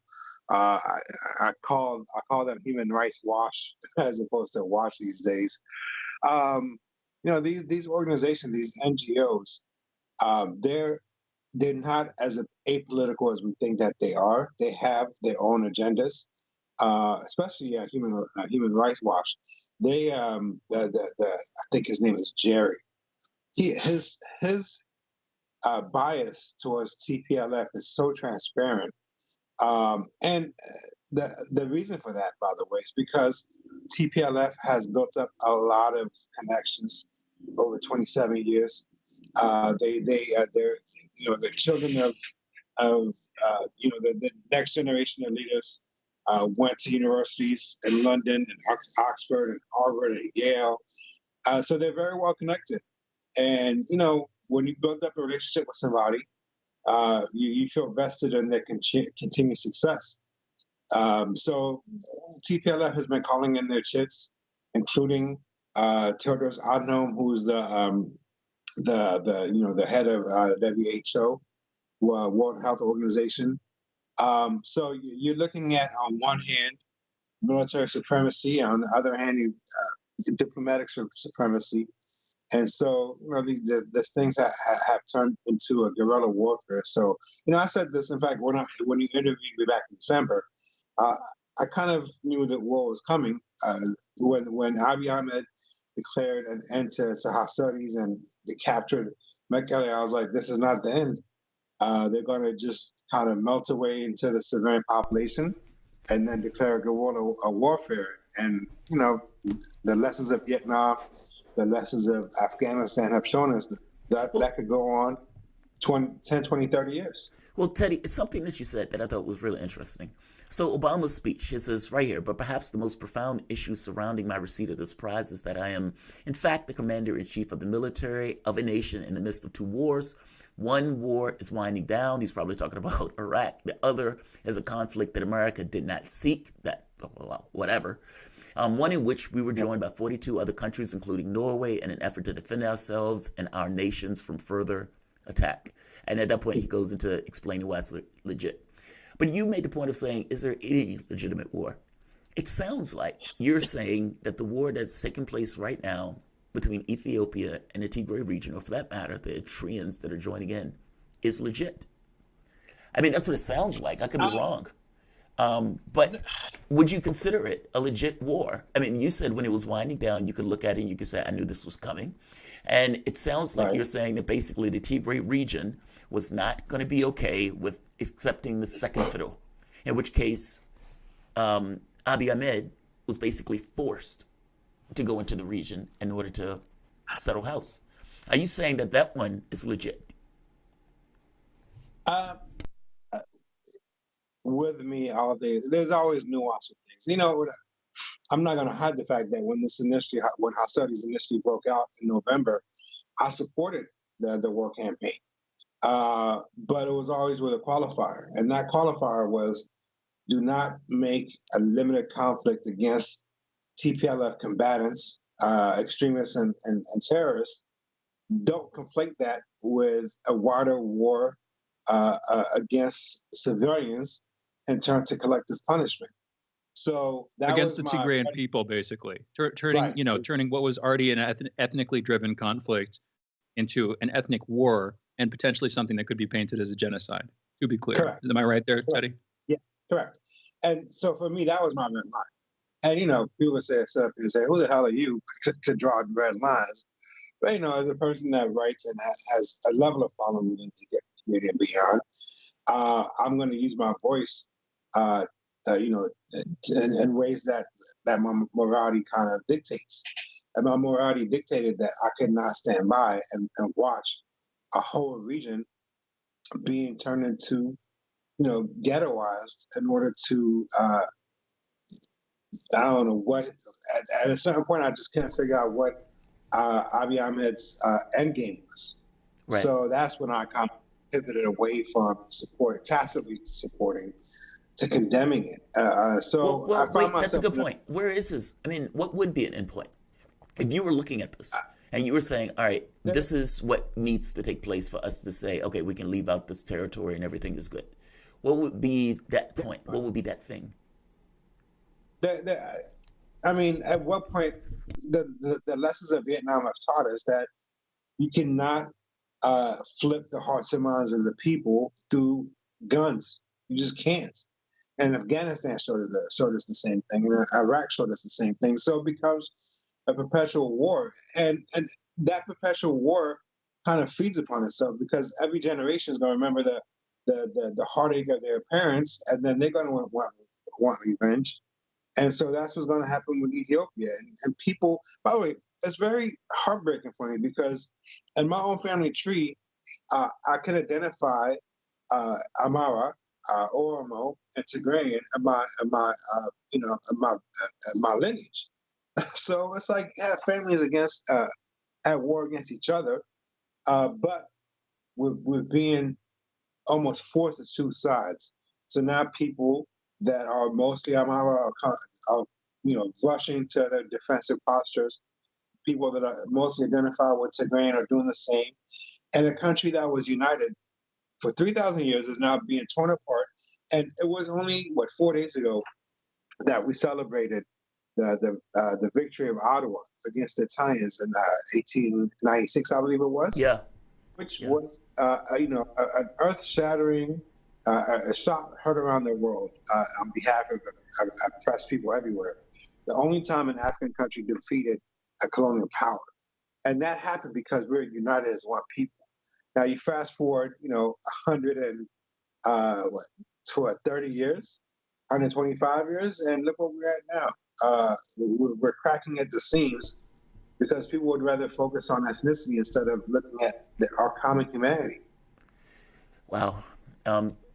Theodore's, it's very, as an African American going to Africa once, I think we went to Kenya, and it was a very strange experience. It's like we make up 13% of the population here in the United States, and when you're in Kenya, black is the prevailing color. And when you're looking at Parliament in Kenya, everybody is black. Sometimes they're even wearing those old British wigs. When you're looking at billboards, same thing. And yet they're tribes. And so in the United States, where race is the distinction, in Africa it turns into tribes. And so it's like, the bird with the yellow spot apparently doesn't like the bird with the red spot. It's very strange. And so it's a very heady experience, like being there. And I can hear the pain on you on this. And I can imagine why it would be that way. Feeling the country was basically ripping itself apart at the seams over something that seems to be radically insufficient of a reason to do so. So, Theodros, definitely keep us up to date on this, because we've been following the story from the beginning. Mainstream media doesn't touch it. We follow the news around the world. So the voice that you guys were listening to, Theodros Fikre, co-founder and former editor of the GuionJournal.com. You can follow Theodros Fikre on Twitter at TEODROSEFIKRE, and find his column at Guion Journal. You can also find his website, GuionJournal.com. That's GIONJOURNAL. You guys are listening to Fault Lines with Thomas and Stranahan. We'll be back in a moment for Truncated the Rap.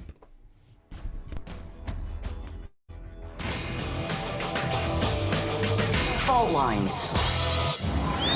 What do we want? News, politics, and culture. When do we want it? Wait, we weren't finished. News, politics, and culture without the red and blue spin. Okay, so now when do you want it? Daily from noon to 2 p.m. Eastern Time. Okay, satisfied now? Never. Tune in to Political Misfits on 105.5 FM in Washington, D.C. and on 102.9 and 104.7 FM in Kansas City, Missouri. Daily for our analytical fix. No surrender.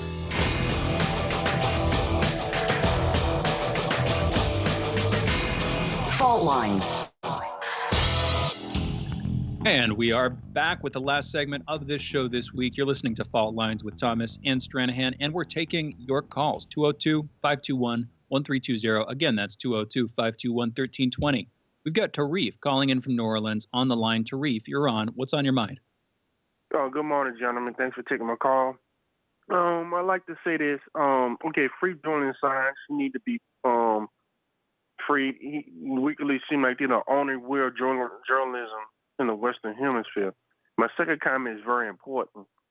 I'm seeing that the media, the MSM, is constantly trying to tie people on the right wing, like mega supporters, to QAnon, and also senators and congressmen, as if they're part of QAnon or part of the white militia or part of just a massive conspiracy issue. The thing is this: you gotta be careful, because when they do that, it create more hostility towards people, and it can push certain, it can fracture the nation by doing that.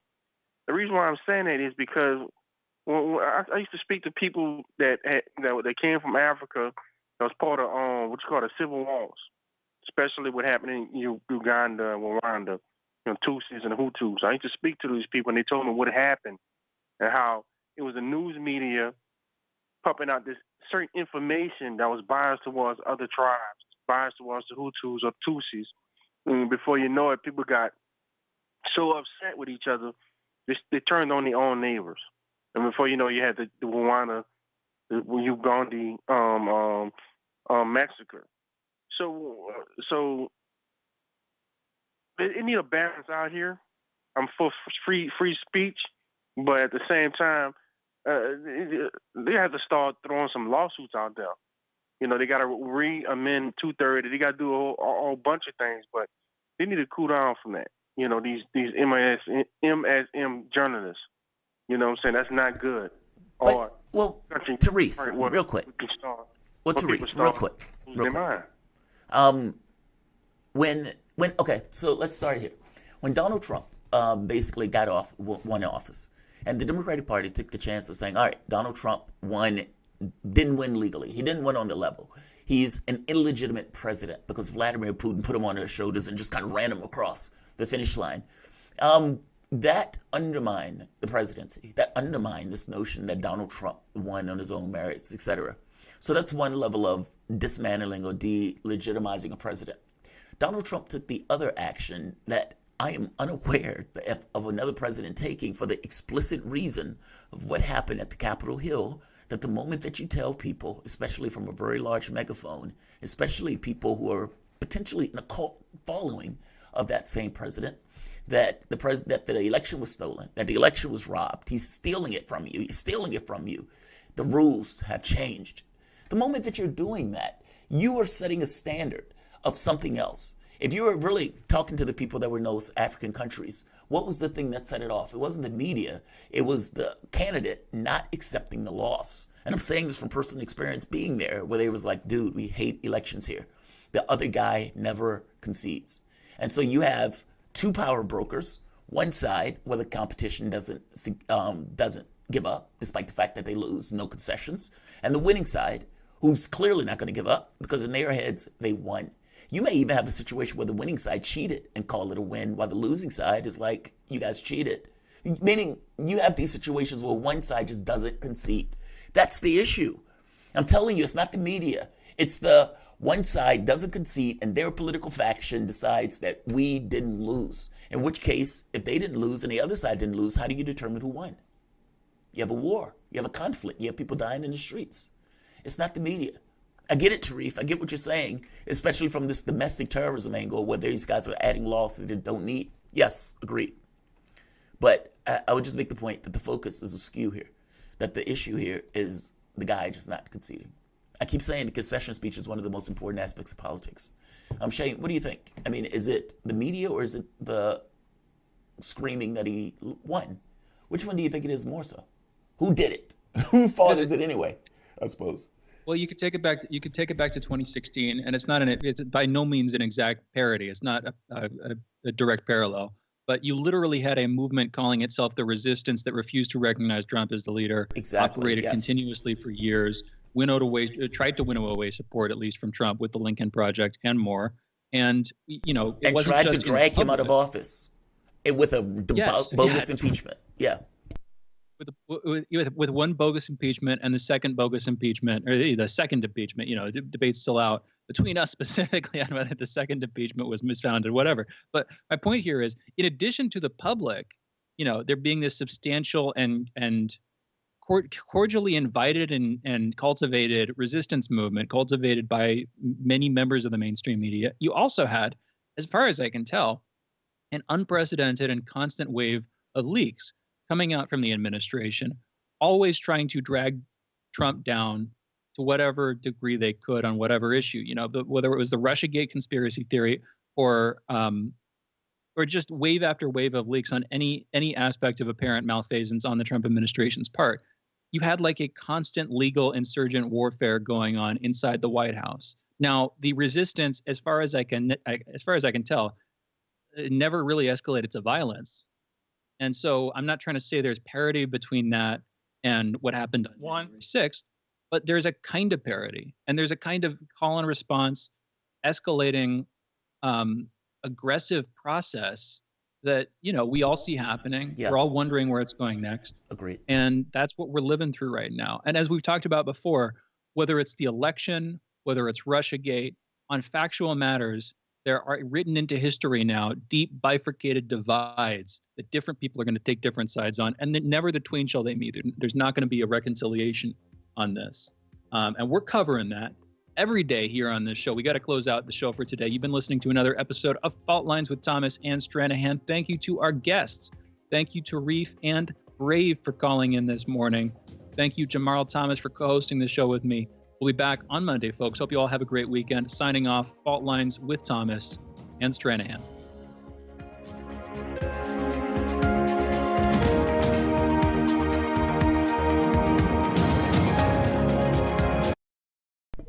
Fault Lines with Thomas and Stranahan. Another one is in the record books. I hope you guys had a good time today. It was a good show, man. It was a very good show. Fikre's interview was really on point. It's weird. Oftentimes, when you're having a conversation about foreign policy, the American audience doesn't care. I love foreign policy. I love the politics of it. And so when I have those or do those shows, I just assume that it's going to have a low viewership. Meaning when I do a show from the UK or when I do a show in Africa or something like that, I accept the fact that the viewership is going to be low just because I enjoy the subject. I get something out of it doing it, and I kind of want to know it. And so Fault Lines and doing these on Fault Lines gives a way of basically getting paid for work that you enjoy doing, especially from the standpoint of foreign policy. And so I enjoyed that story from Fikre. Really good. Really good. Yeah. So AREM, right now, Democrats are yes, we know. And we are trying to get Howie Hawkins. We tried to get, who else? Juma Baraka. We tried to get, because I pointed out, one of the stories I pointed out yesterday had to do with HR 1. And HR 1, even though there's a lot of great things from the standpoint of voting and everything else, it's a little bit of both. Or think of it as the Democrats passing legislation to make their life better. And even to some degree, Republican life better. Not just in expanding the voting, but also in destroying third parties. So it's clever. And if you're Democrats and you don't really care about this notion of about the country and democracy and parties having an even shot, and you want to basically ensure that the chances of a third party taking power are very minor, or of a third party challenging you are very small. You do that because your thought is, you see what was taking place in 2016. You saw there was a large contingent of people that did not want to be a part of the Democratic Party, that hated the Democratic Party. And if you're the Democratic Party, what do? Well, we need to stop or inhibit the ability for people to take us down or take us on, especially from the left. And so when we make a provision, we're going to make a provision that is going to sweeten and expand voting rights. They're going to love it, especially other Democrats and liberals. Republicans are going to hate it. But as they're loving it and hating it, the Republicans and the liberals, they're not going to entirely pay attention to the provisions that we put in to destroy and adversely affect parties like the Green Party. And the reason they're not going to pay attention is because they're Democrats or they're Republicans, and they don't necessarily care about that third party element, so they're not paying attention to that third party element.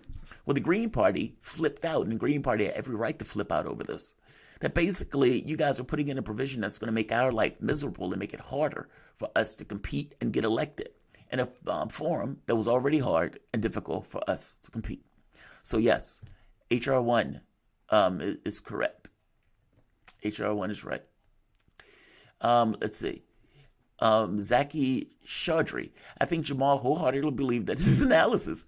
I just find it hilarious that 2019 Jamal debunks 2021 Jamal. I have no idea what that is. Yes, I've watched hundreds of hours of Jamal. I agree or disagree. He gives his real opinion. That's my real opinion.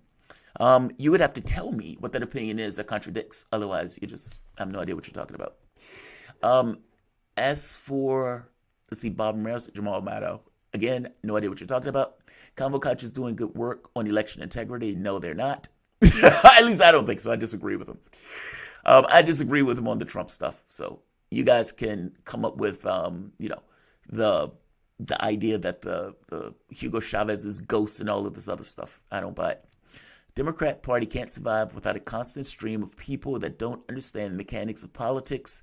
Illegal immigrants. I don't buy the illegal immigrant stuff either. Meaning I don't buy that the illegal immigrants are overwhelming the voting space and being cheating and all this. I don't buy that nonsense. I don't buy that. All right. I'm going to say like. I'm going to say share. Yeah, HR1 is sneaky. HR1 is sneaky. Shouldn't you be advocating for election and transparency? Well, I do. I have plenty of videos saying that there needs to be election integrity. I backed Tulsi Gabbard's election integrity bill, trying to make it more transparent. But backing election integrity is not the same thing as saying Donald Trump won in a landslide. That's utterly ridiculous. And until you have something you can show for it, it's, to me, absurd. Tune in every week for Fault Lines. Yes, tune in. When you have idealistic convos inside of a real politic bubble, that's all they are, conversations. Okay, I have no idea what that means. Exactly, none of these people care about the law, so they're just taking us to term. Yeah, that's true. I sub to you both, and I've seen, yesterday, forgot about the backup. Okay, I don't know what that is about. It's a giant psyop, just ask Neo. Yes. Sounds like the same. Oh shit, they've done what? Jeff Adelman sounds like the same. Oh shit, they've done that to Jamarl like 2 or 3 times now. Well, what's the thing? Oh yeah. Same thing, Arlen. Yeah, same thing, Jeff. They hit my channel too, so don't feel, it's just fucked up. I've seen Franco's live stream on my sub page last night. Jimmy was not on there at all. I approve of citizens trying to get their perspective out there. Leave the citizen pundits alone unless they're advocating violence. Agreed. They killed Hard Lens. No way. They kill Hard Lens. Are you shitting me? That's unfortunate.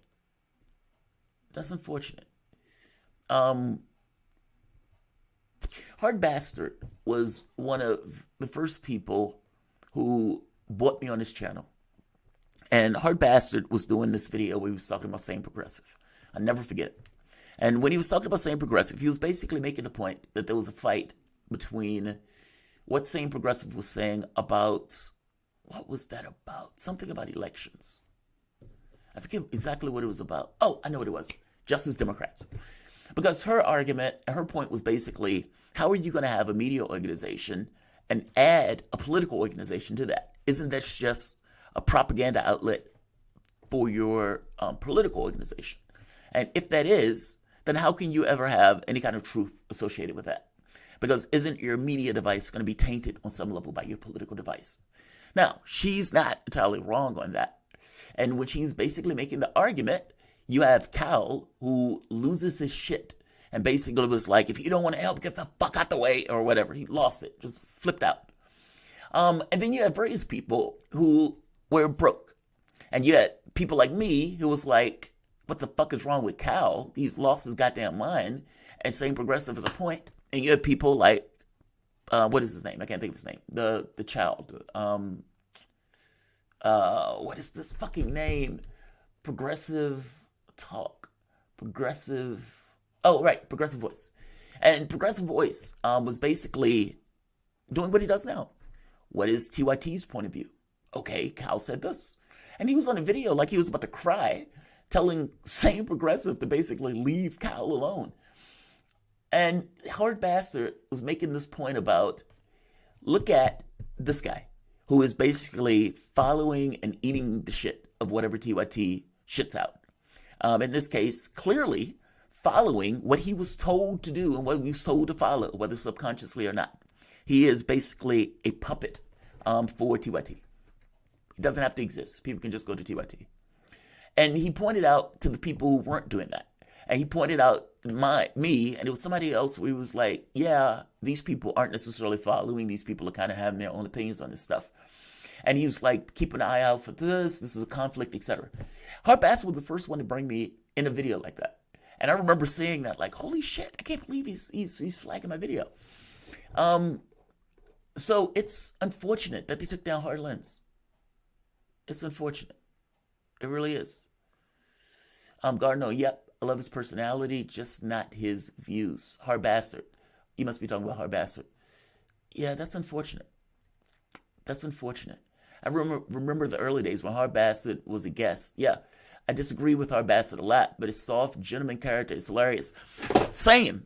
It's like him and I've had him, I don't remember if I've had him on this show as a guest. I definitely have been on. I don't want to go and say brutally racist at times, or at the very least, the people were calling it.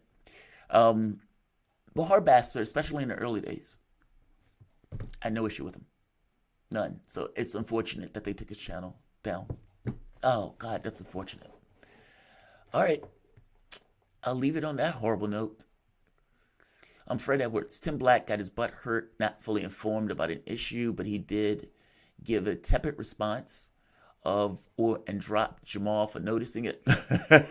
Right. Hard Bastard also spits at TYT constantly, right? And that earns you a lot of leeway from me. Yeah, I mean, he used to hit him all the time. He used to hit Jank all the time. Sometimes well earned, sometimes not. I'm putting myself in the time out. Hashtag better together. Shanji, I remember scouring through videos to understand what happened between Jamarl and Tim Black. All right, so basically, to give you a heads up, they're just people like, what the hell is he talking about? Tim Black notices me and say, hey, dude, would you like to come on the show? Come on the show. And he basically says, would you like to take one of my days, like let's say like Tuesday or something, to do content? Sure. And so Tim Black, I think at the time had maybe 100,000 subscribers, something like that. And he brought me on the show, and I would do a show like on Tuesdays or something. And this is when I really got out of this mindset of working with people, so I think of myself more as a lone wolf, where I started to think, fuck the other channels. I'm just going to do my show. They either like me or not. They either accept me or not. I am what I am. I'll be my own quantity, and I would do it from there. That experience was enough for me to realize, yeah, fuck that. That's not a way you want to go. Because it influences your decision making. Meaning the things that you say, it fucks with that. And so when Tim Black decides to go on Sam Cedar and debate Sam Cedar, and if Tim Black would have asked me, I would have told him, dude, Sam Cedar, don't run up on him like that. He is not to be trifled with. I get that people say stuff in their bubbles and everything else, but Sam Cedar is a very good debater. I've watched him for hours debate libertarians. It's one of the funniest shit ever to watch. And he goes on there seemingly unprepared and gets crushed. Like completely and entirely crushed. And so I do a segment, and I'm showing the Cedar segment, and I'm showing like one tiny segment, one section, because you couldn't even show the whole thing because he was getting crushed. And I made the point that his defense of, I think, Jill Stein, or his defense of somebody was tepid, and he loses it. Not fucking tepid. And it's like, whoa. Tim softballed, and Jamarl greatly called him out, and Tim threw a fit. I just said he was tepid. I didn't even greatly call him out, Garden. Like, I basically avoided the other parts of the interview only to be very specific. But he was tepid. He was a tepid going after somebody. I would have had worse words, but tepid was the word that I used. He flipped out. I'm not fucking tepid. I'm not, he lost it. He was cursing. He was belligerent. He got to the point of saying, he's not welcome on my show anymore. He didn't even tell me about it. Yeah. Zaki, bizarre. Utterly bizarre. I just came on the show and said, hey, thank you for, and that was the end of it. Hector Hernandez, do you really want to get rid of ballot harvesting? Some of the help for poor people to handicap voters in. It's all good. I got Tupac and Big on my playlist. I know, right? Yeah, it's not a conflict. I have no hard feelings with Tim Black. Zero hard feelings with Tim Black. No, I appreciate him giving me a thing on the show. So it was weird. It was funny. But yeah, Tim was mocking Jamal on a personal level, scream. Yeah, but it's okay. I thought it was funny. When people told me about it, I wasn't bitter about it. I was just like, whoa, what the fuck is wrong with that guy? Honestly, look, if you're gonna go after me, I like it when people lose it. Like it's always funny to me when they lose it, like full bore, screaming at the top of their lungs, losing it. Oh, that's the funniest shit ever. That Dr. Phil thumbnail you posted afterwards was like, oh right, I did do that. Yeah. Well, my thumbnails and stuff are they're troll. They troll. They troll. The entire situation was hilarious. He completely lost his shit. Yeah, he did. I didn't get it. I honestly didn't get it. He lost it. You know what I think it is, though? I think it was the argument. I think it was him losing to Sam Cedar. And it's like this inability to win that created pressure elsewhere. That's the only thing I can think of. Jamarl, can you please stop calling the 1-6 riot an insurrection? It does not. It does all slave revolts, including Richmond's. No, it doesn't. Stop conflating. And honestly, it's almost offensive to call or to even make it a comparison between a slave revolt, where those people had a complete right to be indignant and flip out, as opposed to what the fuck took place at the White House, at the Capitol. Here's the thing. If I've said it before, if that was over healthcare, if that was because 500,000 people had died, and it was like 500,000 people had died, Congress isn't doing its job, we're going on the roll, on the march, you have my support. 1,000%. I would be on the channel, get them, go after them. That's right. This is this is ethically and morally necessary. But they did it for Trump on a stupid reason. So, yeah, I wouldn't go that far to compare it to slave revolts. Yeah, please don't. Please don't go there. Don't lose credibility with me like that. Like, I'm always honest when I'm making an argument. Always honest. And when I'm talking to the various people making the argument, you would rarely even hear me curse when I'm talking to somebody arguing. Because I want it to be legit. I want it to be straightforward. I want my points to be known. If I'm wrong on it, I'm wrong on it. You hear me admit I'm wrong on it. If I don't think I'm wrong on it, I'm not going to admit it. I ask for the same thing. When there are people who come on the show and they would use these kind of hyperbolic things and you would hear me get really aggravated, it's because it's like, dude, I'm being honest with you. I'm engaging with you fairly and honestly. Do the same with me. Give me the same respect. But it's what it is. I get it. My people, you're a little strong on that stuff. All right. Right here. How is it some claim to know the intent of others mind reading much? Natalie Williams. It depends on the situation, Natalie. If you slap the shit out of somebody, I'm assuming that you had something that you didn't particularly like about that person, or you have some kind of mental issue, or that person says something to you. Am I reading their minds in order to figure it out? On some level, maybe. Do I know exactly? No. I do know the action, however, and I do know what that action, unusual, under normal circumstances, come from. You can call it a probability guess. Fair enough. But mind reading, no. Reading actions, yes. Yes. All right. I'm going to end this here because we were just kind of shooting the shit. I'm going to say like. I'm going to say share. I'm going to say subscribe. And look, guys, thank you all for joining me. Thank you all for joining me. I try to give you guys honest takes and all. Oh, by the way, I'm going to give you guys a special show. You have like 192 people here. All right. So I am, I've been adding content. We're trying to get, hey, I'm here at Mount Shasta. We're at the, all right. So, I've been doing the UFO segments on my channel and on Fault Lines. Yeah, my channel and Fault Lines. And so what I wanted was a segment intro that would be very specific to the UFO segment.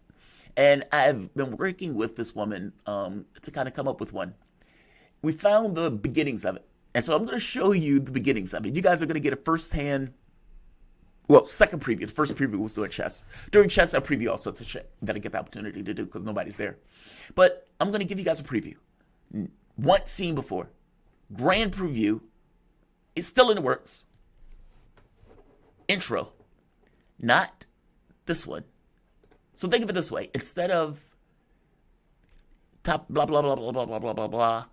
Welcome to the soapbox. This. Instead of that, it'll be, yeah, we're talking about some topic about aliens, blah, blah, blah. This happened, that happened. Bob Bigelow, Luis Elizondo, New York Times. Somebody got beamed up. Welcome to the soapbox. And then it goes to this. Hey, I'm here at Mount Shasta. We're at the UFO convention. We're skywatching at this point, hoping to see something. Keep your eyes peeled.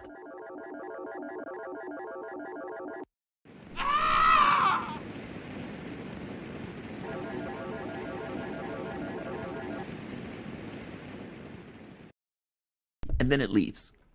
The funny part is, I drop my mic, and I'm like, look, I don't mean to yell at you right now, but I do the news, and there's no situation where I would have dropped that mic. So there's going to be that. There's going to be that. I love the response. What the fuck is this?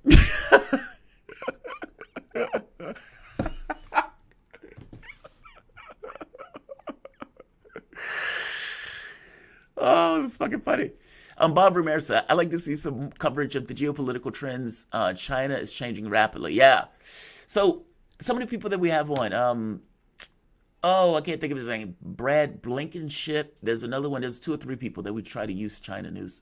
So yeah, Bob, definitely keep in mind, keep in watch. We try to do China and we try to do Europe. And we got 2 or 3 people who are very good at the coverage of Europe and the coverage of China. So definitely stay tuned. It's pretty funny. You should do. I am. But she's not finished yet. She's not finished. She will be finished. Like, she's still working on, there's a few parts.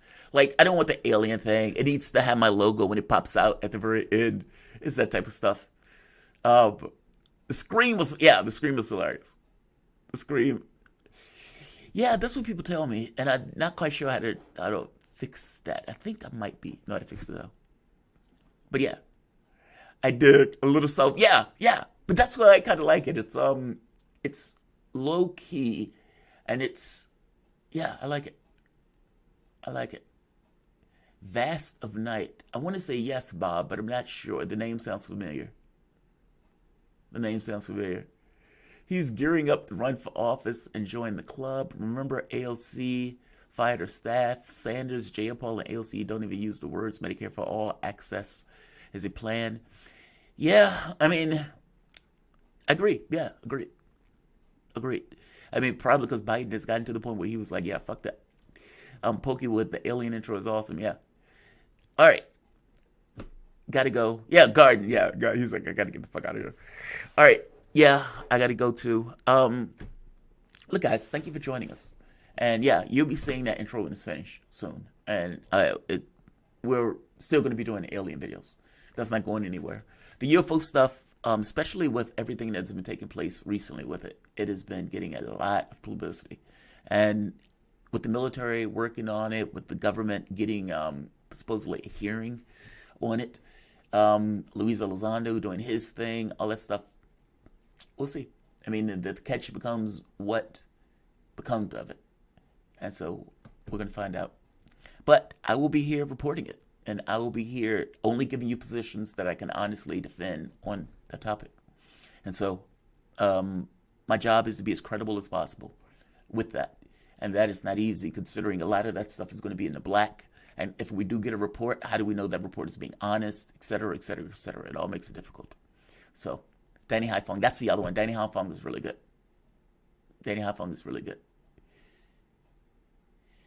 Oh, not Vast of Night. That sounds familiar, Bob. That sounds so familiar. I'll check it out. It sounds familiar. That sounds so familiar. I'm going to have to check that out, Bob. But no, Bob, there's a recent version of that. The only reason I know from a recent version. something like on Netflix or something. But there's a new. Oh, the movie is set in 1959. Okay, yeah, I've seen it. I've seen the preview of it. I haven't seen the movie. I've seen the preview. I haven't seen the movie because I think it's like 3 radio operators. I don't think it's 1. And yeah, something about a UFO thing. All right, I'm going to show this one more time because I am enamored by it. But after that, I'm going to call it a day. You guys, look, thank all of you for joining me and all that good stuff. I will leave you. I will leave you with what will be coming to display near you shortly.